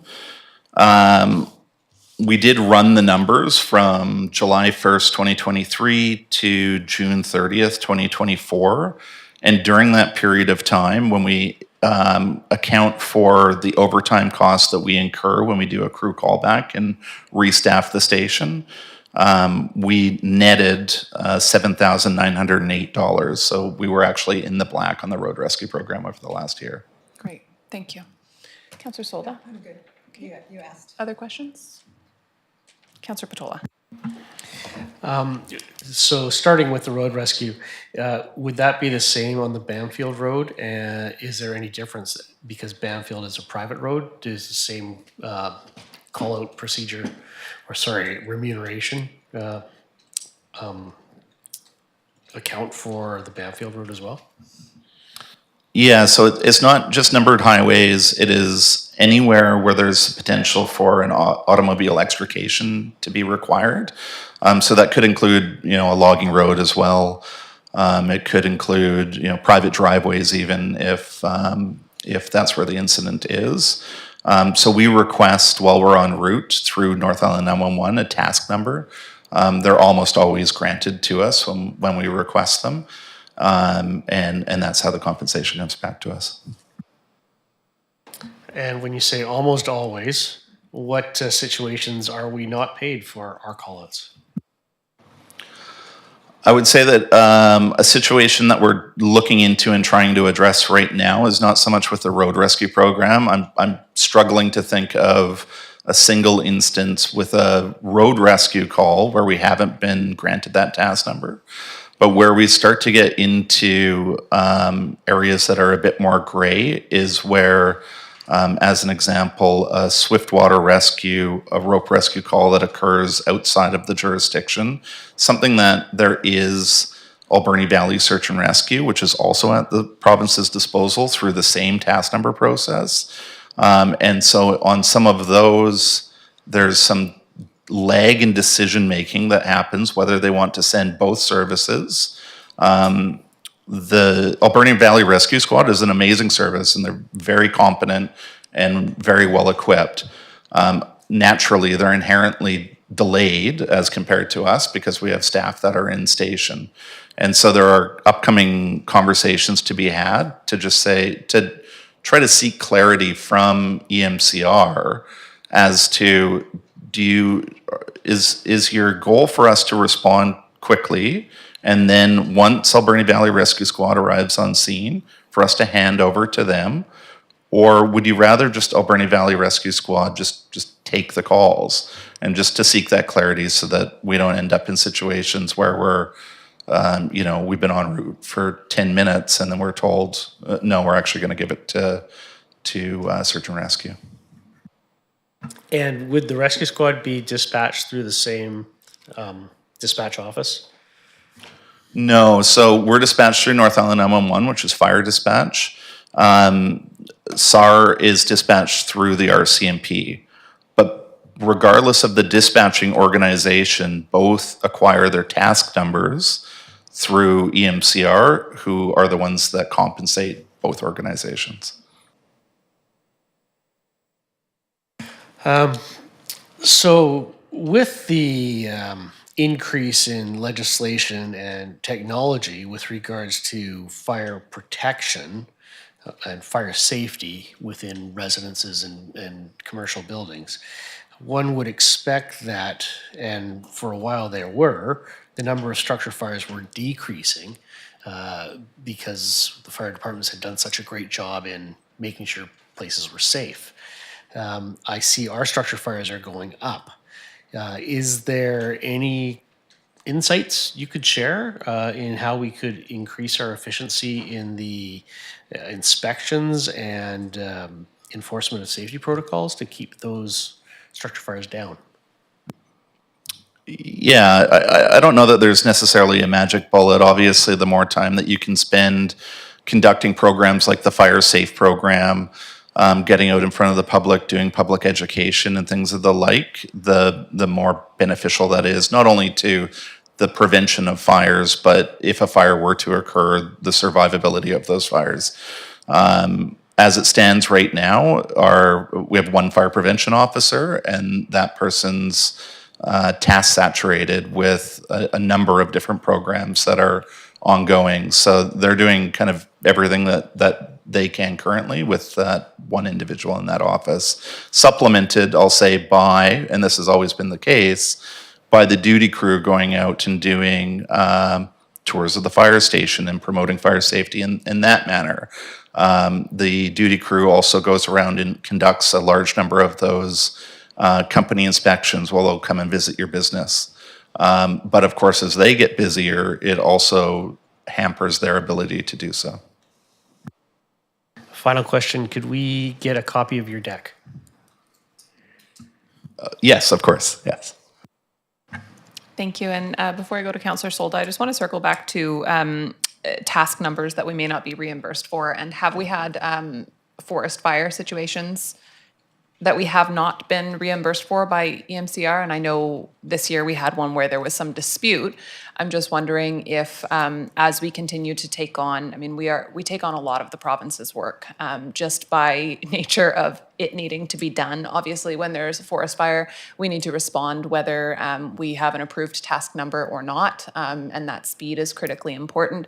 Just like with the massive mounting number of medical calls, we need to respond because people's lives are at risk. But we continue to take on more provincial work, and the province isn't necessarily contributing more. So I know we had the one circumstance where there was question about whether we were going to be reimbursed for responding to a fire that was a provincial fire.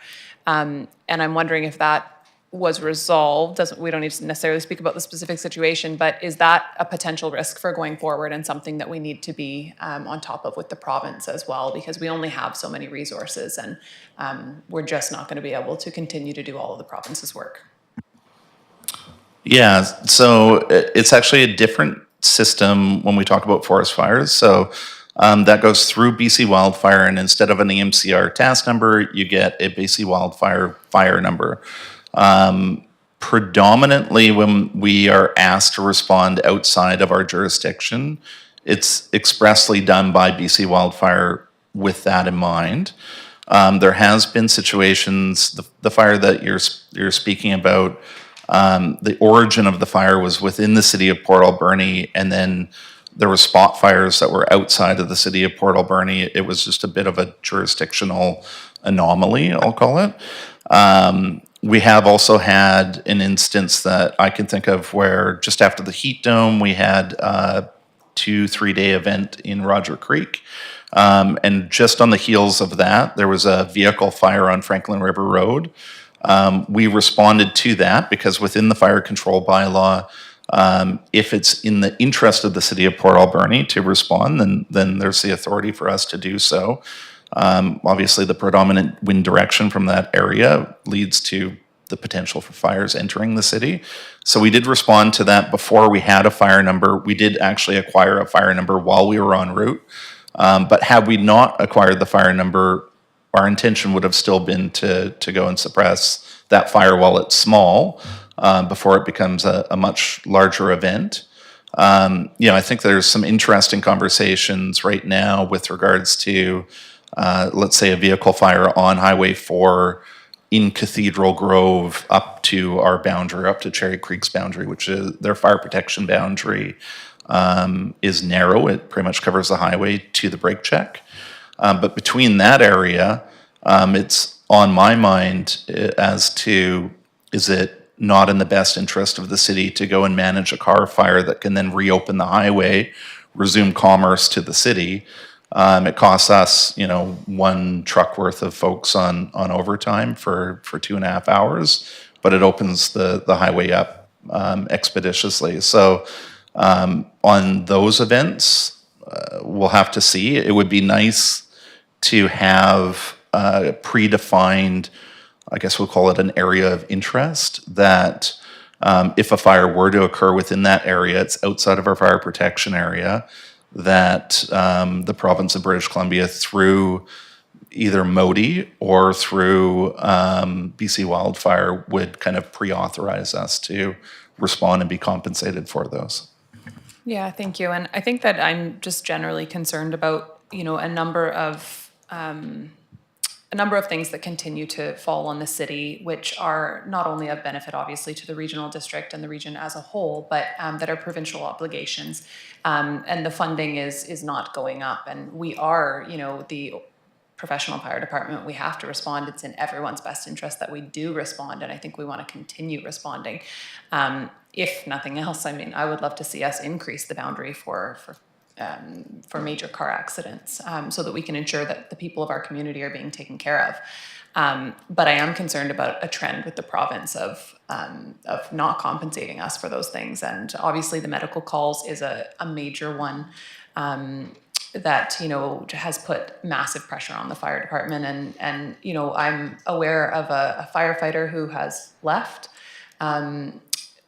because the job has changed so drastically that really, it doesn't even feel like it's about fighting fires anymore. It's about, the unfortunate reality of the overdose crisis. And I think that's a challenge that we're going to continue to see when you talk about a 23-minute response. For our second vehicle, like that's not what it used to be. And I would imagine that's as a result of burnout. And as a result of, a massive change in the job that is happening, and people just not having the same, not able to maintain the same drive that they used to for this job. So I'm just generally very concerned about the trends that we're seeing. Compensation is one piece of it. We just can't forever be taking on jobs that are not the role of the municipality. Of course, we have to take them on if there's no one else to take them on.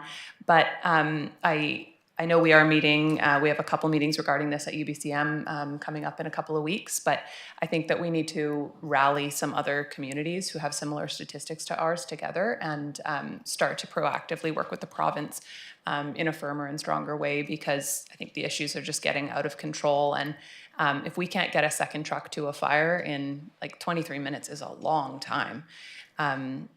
That's putting people's lives at risk for a service that we are funding very well and that we've always been proud to fund very well in the city of Port Alberni. So first and foremost, we need to make sure that we can do the job that we are ultimately tasked to do. And I just worry that we're putting way too much pressure on our fire department, and but provincial organizations aren't necessarily stepping up to contribute additional resources in the same way, and so the pressure just continues to grow. Yeah. Councillor Solda and then Councillor Patola. Madam Mayor, I agree with you. But I also look at the RCMP with their overdose challenges, and policing has changed quite a bit too. They've become part of counseling.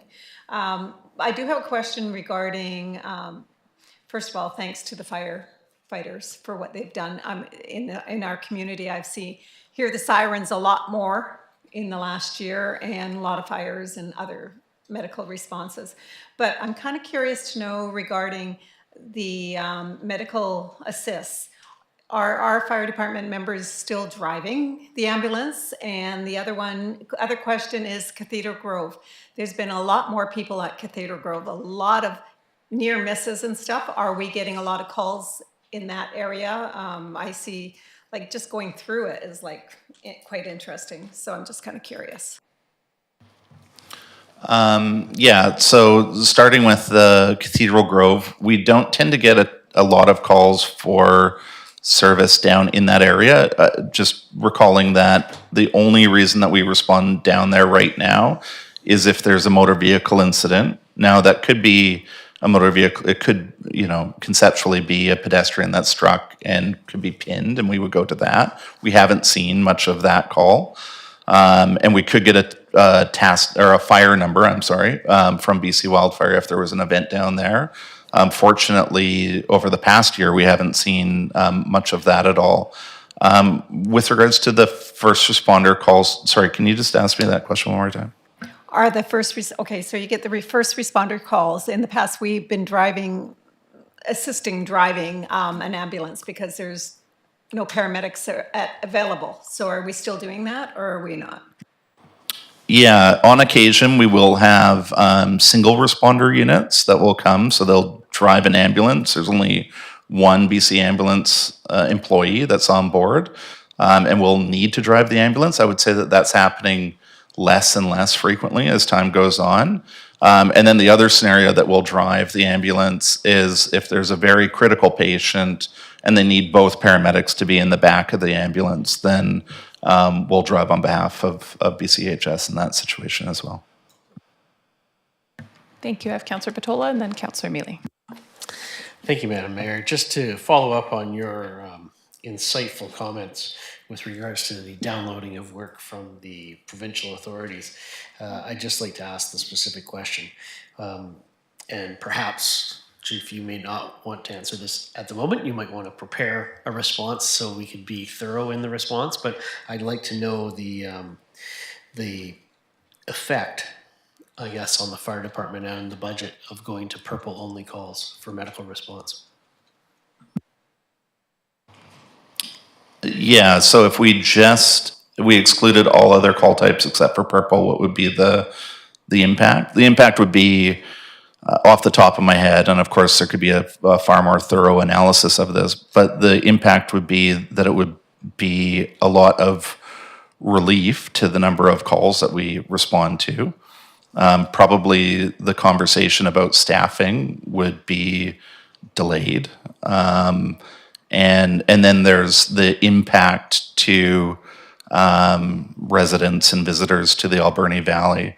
And so at some point, I believe it did arrive in the council agenda package a few council meetings ago, dated June 18th from BCEHS, a senior staff member there, speaking to the service that Port Alberni Fire Department provides. And what I had posed to them as a question was, what we want to know is, what can we exclude ourselves from that isn't going to impact patient outcomes? And the response to that was essentially that we need you to continue to come on purple calls. We need you to continue to come on red calls. And there might be an opportunity to, right now, we only go to orange and yellow delay calls, which are not immediately life-threatening. He did cite that as an opportunity that we might be able to cut those delay calls out. And then BCHS would inform the caller that if the patient were to have worsening symptoms, for them to call back, and if it were to be upgraded to a red, that we would respond at that point. So that's kind of the answer I can give you sitting here right now. How much of the fire department wage budget is overtime wages?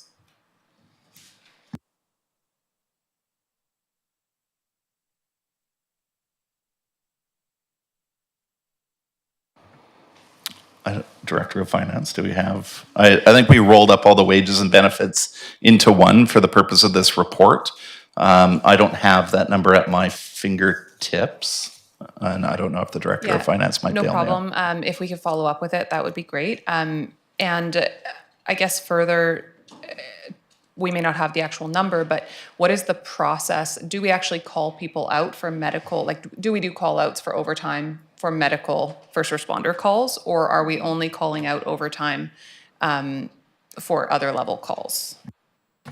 Yeah, I can answer that. So we do not incur overtime for medical calls. So if we are, let's just say we're on a motor vehicle accident within the community and a medical call comes in and we are tied up on that MVI, then we will inform fire dispatch to let BCHS know that we're going to be delayed, and that will represent one of those stat calls we talked about earlier.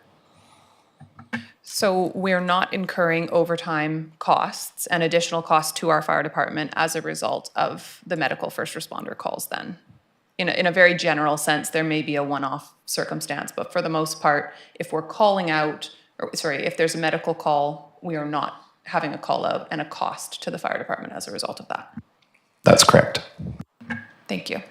Go ahead, Councillor Patola. I'm not sure that that's a complete answer. So if we reversed the situation and fire department was attending an orange delay, they're now stuck there until ambulance arrives. Then there's a fire call. That would be overtime, correct? So what we do in that situation presently is we leave one firefighter at the medical call, and we will respond with the remaining crew to that second event.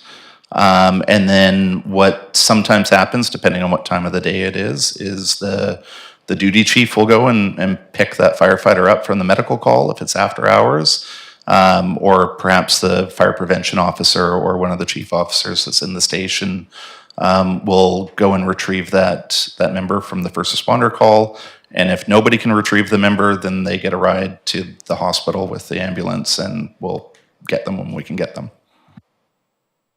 Doesn't that mean, though, if I may have all of this wrong, but doesn't that mean that your crew of 4 is now responding as a crew of 3? That absolutely means exactly that. And I will say that when that second event, depending on what that second event is, and there are many, we can be quite severely impeded responding with 3 as opposed to 4. Thank you. Councillor Mealy and then Councillor Solda. Thank you, Madam Mayor. Appreciate it. Thank you, Chief. First of all, I just want to say thank you to you and the crew for all that you do in the community, especially first responders and especially for my family lately. So thank you, and just pass that along to everybody at the hall. I was trying to gather all this in through your report, but I just want to talk about the second apparatus for structure fires. So if I get it correctly, if I was listening properly and I'm awake, it used to be we used to call out for the mutual aid for a duplex or bigger automatically. Now it comes for all structure fires. Is that correct? Okay. So and maybe I just need a refresher on mutual aid, but what is that as a cost to us in the city as part of that mutual aid, or is there a cost, especially if they're now coming to all structure fires in the city of Port Alberni? So the automatic mutual aid agreements are set up as zero cost agreements. Now, with that said, we're not the only fire department that's seen an increase in call volume. And so, including the other Valley volunteer fire departments. And so now where we would have been calling them to, don't hold me to this number, but ballpark, 12, 15 structure fires a year that were larger than a duplex, now we're calling them to 50 calls. And they're getting those surplus calls in addition to their already increasing call volume that they're experiencing within their own communities. So there's not a direct bill that we're paying for that. But I do worry that it can get to a place where it's no longer sustainable, and that the volunteer fire departments will say, you're now overburdening our personnel. Thank you, Madam Mayor, and I appreciate that, because that's kind of where I was going with. Now and don't get me wrong, mutual aid has been around forever, and we appreciate everything that Sproul Lake, Cherry Creek, and Beaver Creek do for us, and as we do for them. But that does seem like, if they're getting called for every structure fire now, there might be something in the future where that would be a bit of a problem, and we don't want to do that. Definitely not, especially when we're talking about the fire service. So I appreciate that, Chief. The other comment I just had, just in general, not for the chief, but maybe for staff, is the budgets that are laid out here, the operating budget and stuff like that. And they're great. I love seeing the numbers. The only thing for me, and I don't know what the solution is, it doesn't have to be at this very moment, is we've got a 2024 budget, 2024 actual, and a year-to-date variance. But I can't really tell if we're ahead of the game or behind, because we're quoting the whole 2024 budget, not the 2024 budget kind of year to date. So that's the only thing that I would suggest. No, it's not to you, Chief. It's just a comment to staff. So, because it is on the other ones as well. So, but that's it. Thank you very much, Madam Mayor. Thank you. Yeah, and even 2023 budget and 2023 actuals, I think for some of these reports would be valuable. I know we look at some of that information through the budget process. But we don't always have the actuals in an exact way. So I agreed, just for information, it would be helpful to see. Yeah. Councillor Solda. Just a quick question. Regarding entering a building, don't you need four firefighters on hand, not 3? And how would that work? If you only have 3, you have to wait for the 4th one, which would be a call out. So. Yeah, we're already calling out anyway for all structure fires.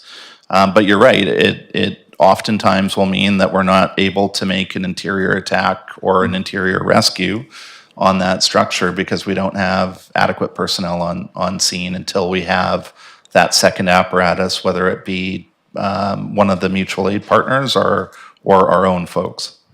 So, Madam Mayor, just to follow up, so have we had this happen in 2024? And if we have, how many times has that happened? That's a really good question on the spot here. I don't recall a situation off the top of my head that we've had it this year. We have had a fire, I do recall, at an industrial property. I believe it was last year where this situation unfolded, and fortunately it didn't change the outcome of the event, but it can and does happen on occasion. Thank you. And in that circumstance, does the chief or deputy chief arriving count as the 4th person? Because it's a work safe regulation that doesn't allow fire department to enter? Yeah, we can get a bit creative and we can assume a non-traditional role for ourselves in order to facilitate that. And of course, that requires whoever that duty chief officer to be immediately available as well. Thank you. Other questions, comments? I just have one final one. One of your slides mentioned Fire Smart inspections. And isn't that a service through the regional district now? Are we still conducting Fire Smart inspections? Yeah, so this Fire Smart, they have these two different names. Fire Safe is the smoke alarm program. Fire Smart is the assessments to essentially harden your structure if a wildfire were to be encroaching. The program is administered through the ACRD, so they take the booking appointments, if you will. If that appointment is occurring within the city of Port Alberni, then we will fulfill the assessment and when we will back charge the ACRD for the cost of that employee for that amount of time. Thank you. And is that a cost recovery program with the ACRD? Yes. Great. Thank you. Okay. Thanks for all the information. It's a lot. And I think that, again, we do have meetings coming up on this topic at UBCM. So I think that's why there's so many questions today. And this will be really helpful when we go into those provincial meetings to have and continue some of these conversations. But yeah, I really want to thank you for bringing everything forward and the history of the fire department as well. I didn't know we had all those fire stations. I had no idea. Thanks, Mike. Would somebody like to move receipt of the service level report from the fire department? Moved by Councillor Mealy, seconded by Councillor Dame. Seeing no comments on the motion, all in favor? Carried, none opposed. Thank you. No correspondence, so we do have new business. Would anyone like a 5-minute break? Is everyone, council okay? Everyone looks fine. We'll continue. Let's go. Yeah, agreed. Okay. Deb's leaving. She'll be back. Okay, new business, item number 1, and we only have one item today, and that is update on master planning. We'll welcome our project manager.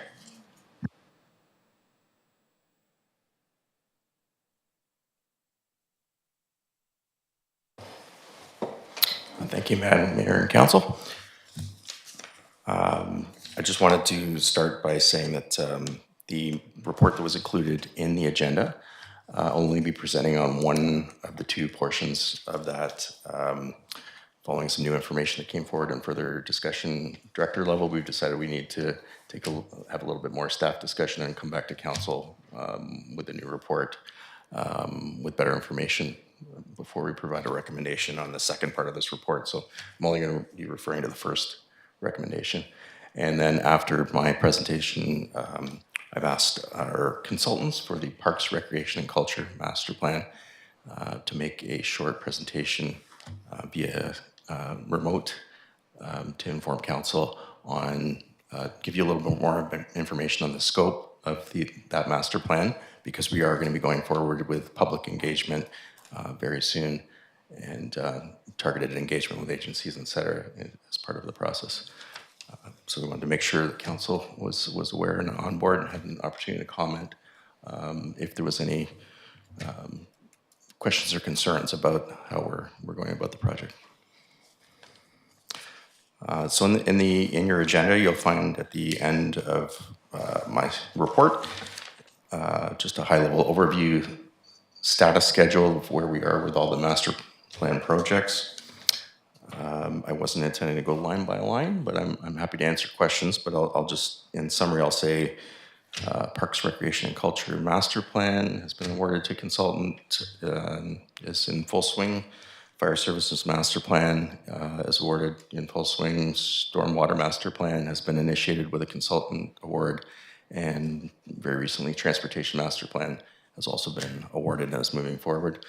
2 supporting projects that are providing information in those master plans, the targeted facilities condition assessments have been going on since the spring. All the consultant inspections of our city buildings have been completed, and they're working on the reports to submit to the city. That will inform the facilities portion of the departmental master plan for Parks, Recreation, and Culture. And we've just recently installed sewer flow monitors in a number of key locations in the city to provide data that we'll need to inform the stormwater and combined sewer portions of the master plan program. So those are all in progress. We've still got several projects left to award that are close to going to procurement. So I've got very high-level estimates at the bottom of my schedule there. Those are not based on consulting responses, but all the ones we have awarded, those schedules shown are based on what the winning bidding consultant presented as their work plan. So I do have one issue with a recommendation to council, and that's related to one of the projects we have not yet awarded, and that's for the drinking water master plan. So this master plan was going to be one of the last awarded in the staggered start program. Many of the master plan budgets that we put forward into the capital budget that was approved this year, where we knew the project would be extending over into 2025, we split funding between 2024 and 2025. Unfortunately, for the one project, the water master plan project, we did have our $200,000 for this year for the two water reserve funded projects, water master plan and watershed protection plan. The 2025 funding was left blank, the second portion. So we had intended to put forward an additional $100,000 in reserve out of next year's allotment to finish those projects. And my understanding now is that if our projects winning proposals that come in this calendar year exceed this year's funding, we won't be in a position to award them because we would need to have council pre-approval of that funds for next year to finish all the way to the end of the project. So I do have a recommendation here that that additional allocation of $100,000 for next year be approved early for by council so that we don't have to delay. But again, that is another option, is we could delay that master plan and have discussions on that budget award through the next year financial plan process. So that's all I have to report, and if there are any questions from Mayor or Council. Thank you very much. Councillor Mealy. Thank you, Madam Mayor. Thank you, Mr. Arsenault. When it comes to the water reserve fund, then we're being asked to take another $100,000 out. Do we know how much is in, and it may not be from you, but maybe from staff, how much is in the water reserve fund at this point? I don't have that number at hand. I know it is in the millions, and I don't know if Andrew would have. I can follow up. Okay, but it is definitely, there's several million in reserve at least. Thank you very much. Councillor Patola. Thank you, Madam Mayor.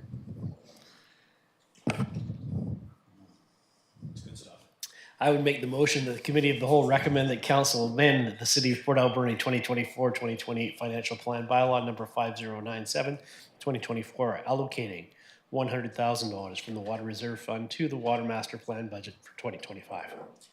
Thank you. Moved by Councillor Patola, seconded by Councillor Mealy. Comments? Seeing none, completely agree. We do not want to delay this. I think this is incredibly important work, and we want to make sure we can move forward with it as soon as possible.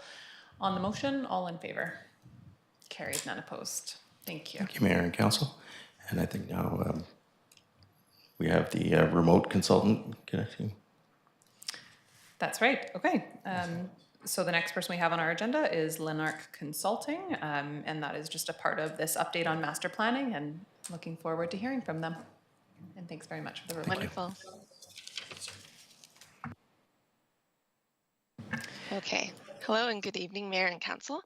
It's wonderful to be here, and thank you for your patience nearing the end of your agenda. I think at this time, I'm just going to start to share my presentation here to accompany my voice.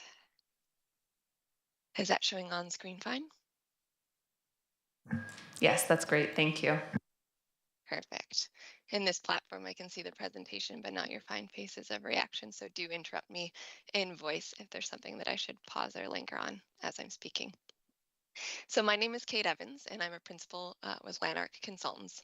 I'm very pleased to be here this evening and to meet all of you, and also to introduce where we're at so far, picking up from Dave's introduction for the Parks, Recreation, and Culture Master Plan. As this is our first chance to meet, unfortunately remotely, but nonetheless, I'll just take a moment to introduce the consulting team. So the team is led by Lanark, and so this is out of our Nanaimo office where I'm currently located, and we specialize in parks, trails, engagement, and design. And we have our partner Expedition, who are specialists in recreation and culture, and also Liquor Geospatial, who are specialists in mapping and spatial analysis. So they'll be helping us with the GIS components and analysis related tasks for the project. So together, our team is really pleased to be working with the city to develop Port Alberni's first Parks, Recreation, and Culture Master Plan. And since that is quite a long title, I will refer to it in the presentation as PRC Master Plan or Master Plan. I know there's a lot of master planning happening, so I'll try to be specific, but also wanting to be a bit efficient. So I'll be referring specifically just to this plan when I use those terms.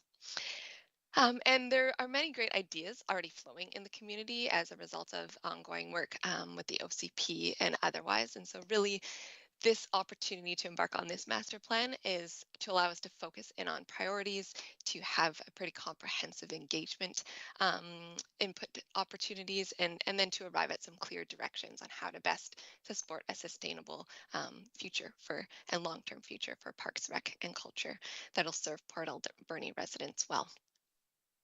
So as far as a presentation overview, I'll be brief and kind of just touching in on some specifics. Sometimes it seems like basic items, but just trying to outline expectations in terms of what this plan means for the city of Port Alberni, details about process and timeline, and then also our plans for upcoming phase 1 engagement.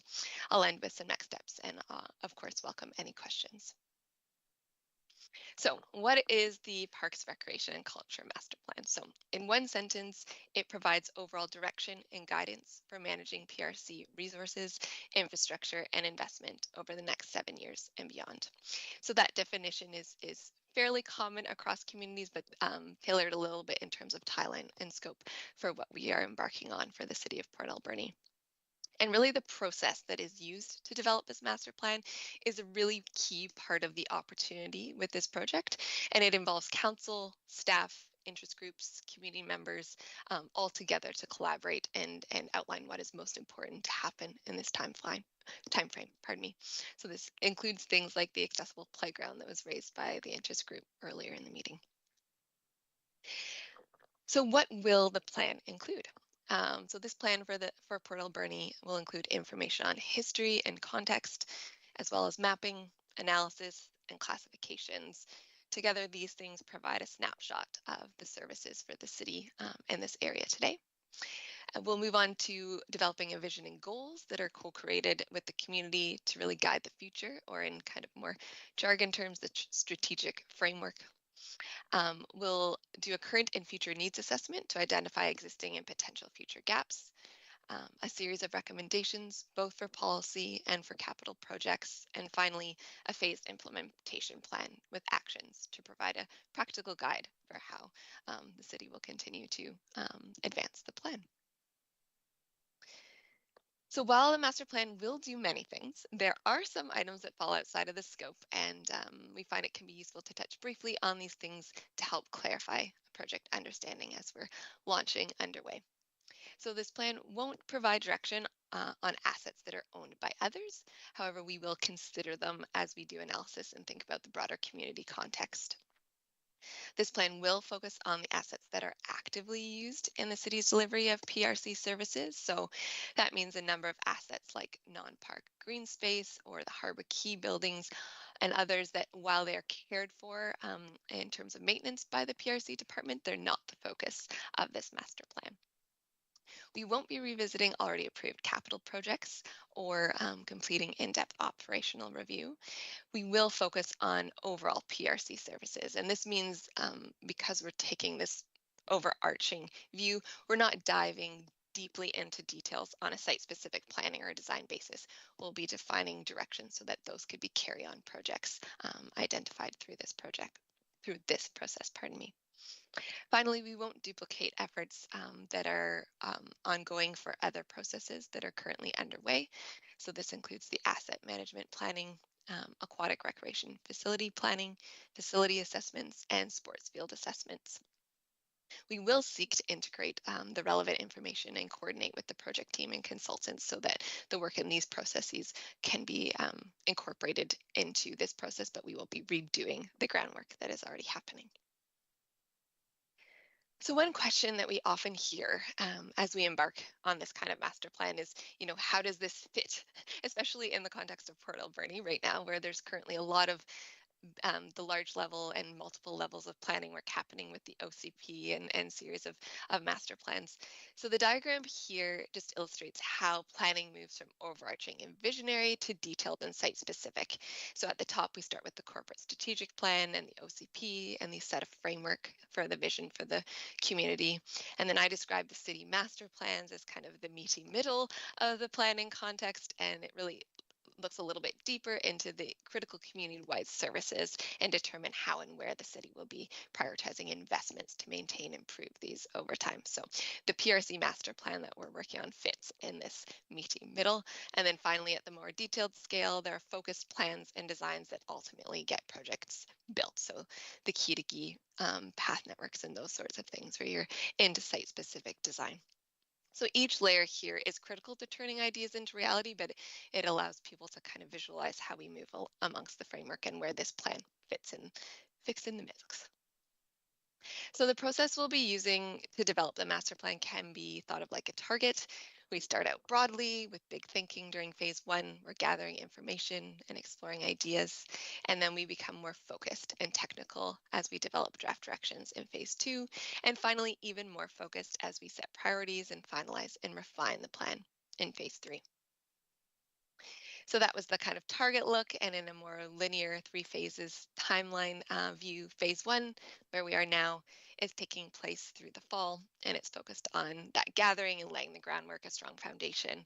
And this phase includes technical work where we're documenting and learning about and assessing the existing conditions for PRC services. And this also very importantly includes the first round of engagements. Later this fall, we'll move into phase 2, where we'll be focused on coalescing analysis based on all of the inputs that we've received and drafting a vision, goals, and emerging directions. Finally, in phase 3, plan to start in the spring, we will be developing, reviewing, refining, and finalizing the master plan. Overall, the timeline that we're looking at is about 16 months, concluding in the fall next year. And this timeline is typical for a community, especially for a first PRC master plan, and really is dictated by allowing for and thoroughly planning and including 3 phases of community engagement, which are fundamentally important to a plan process like this. So now that I've emphasized engagement, I'll share some key details of how we're planning to execute this and engage in the process, and I'll be focusing in on phase 1, which is up and coming.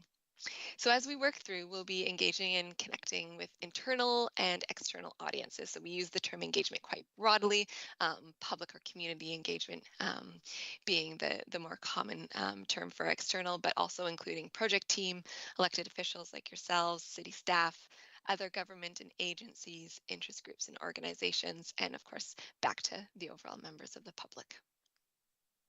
So as mentioned previously, each phase of our overall process does include a complementary round of engagement. So our first round is planned to start this month, and we're focused on listening and understanding how people use PRC services today, values, needs, levels of satisfaction, and ideas for improvement.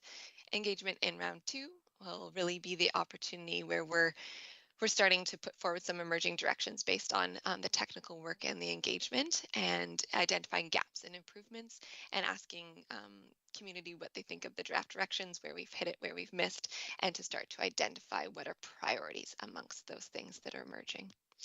The third and final round is planned for after the full draft plan document is ready, and it'll be a chance for any and all that have been involved in the process to review it and identify potential refinements and comments before it is complete.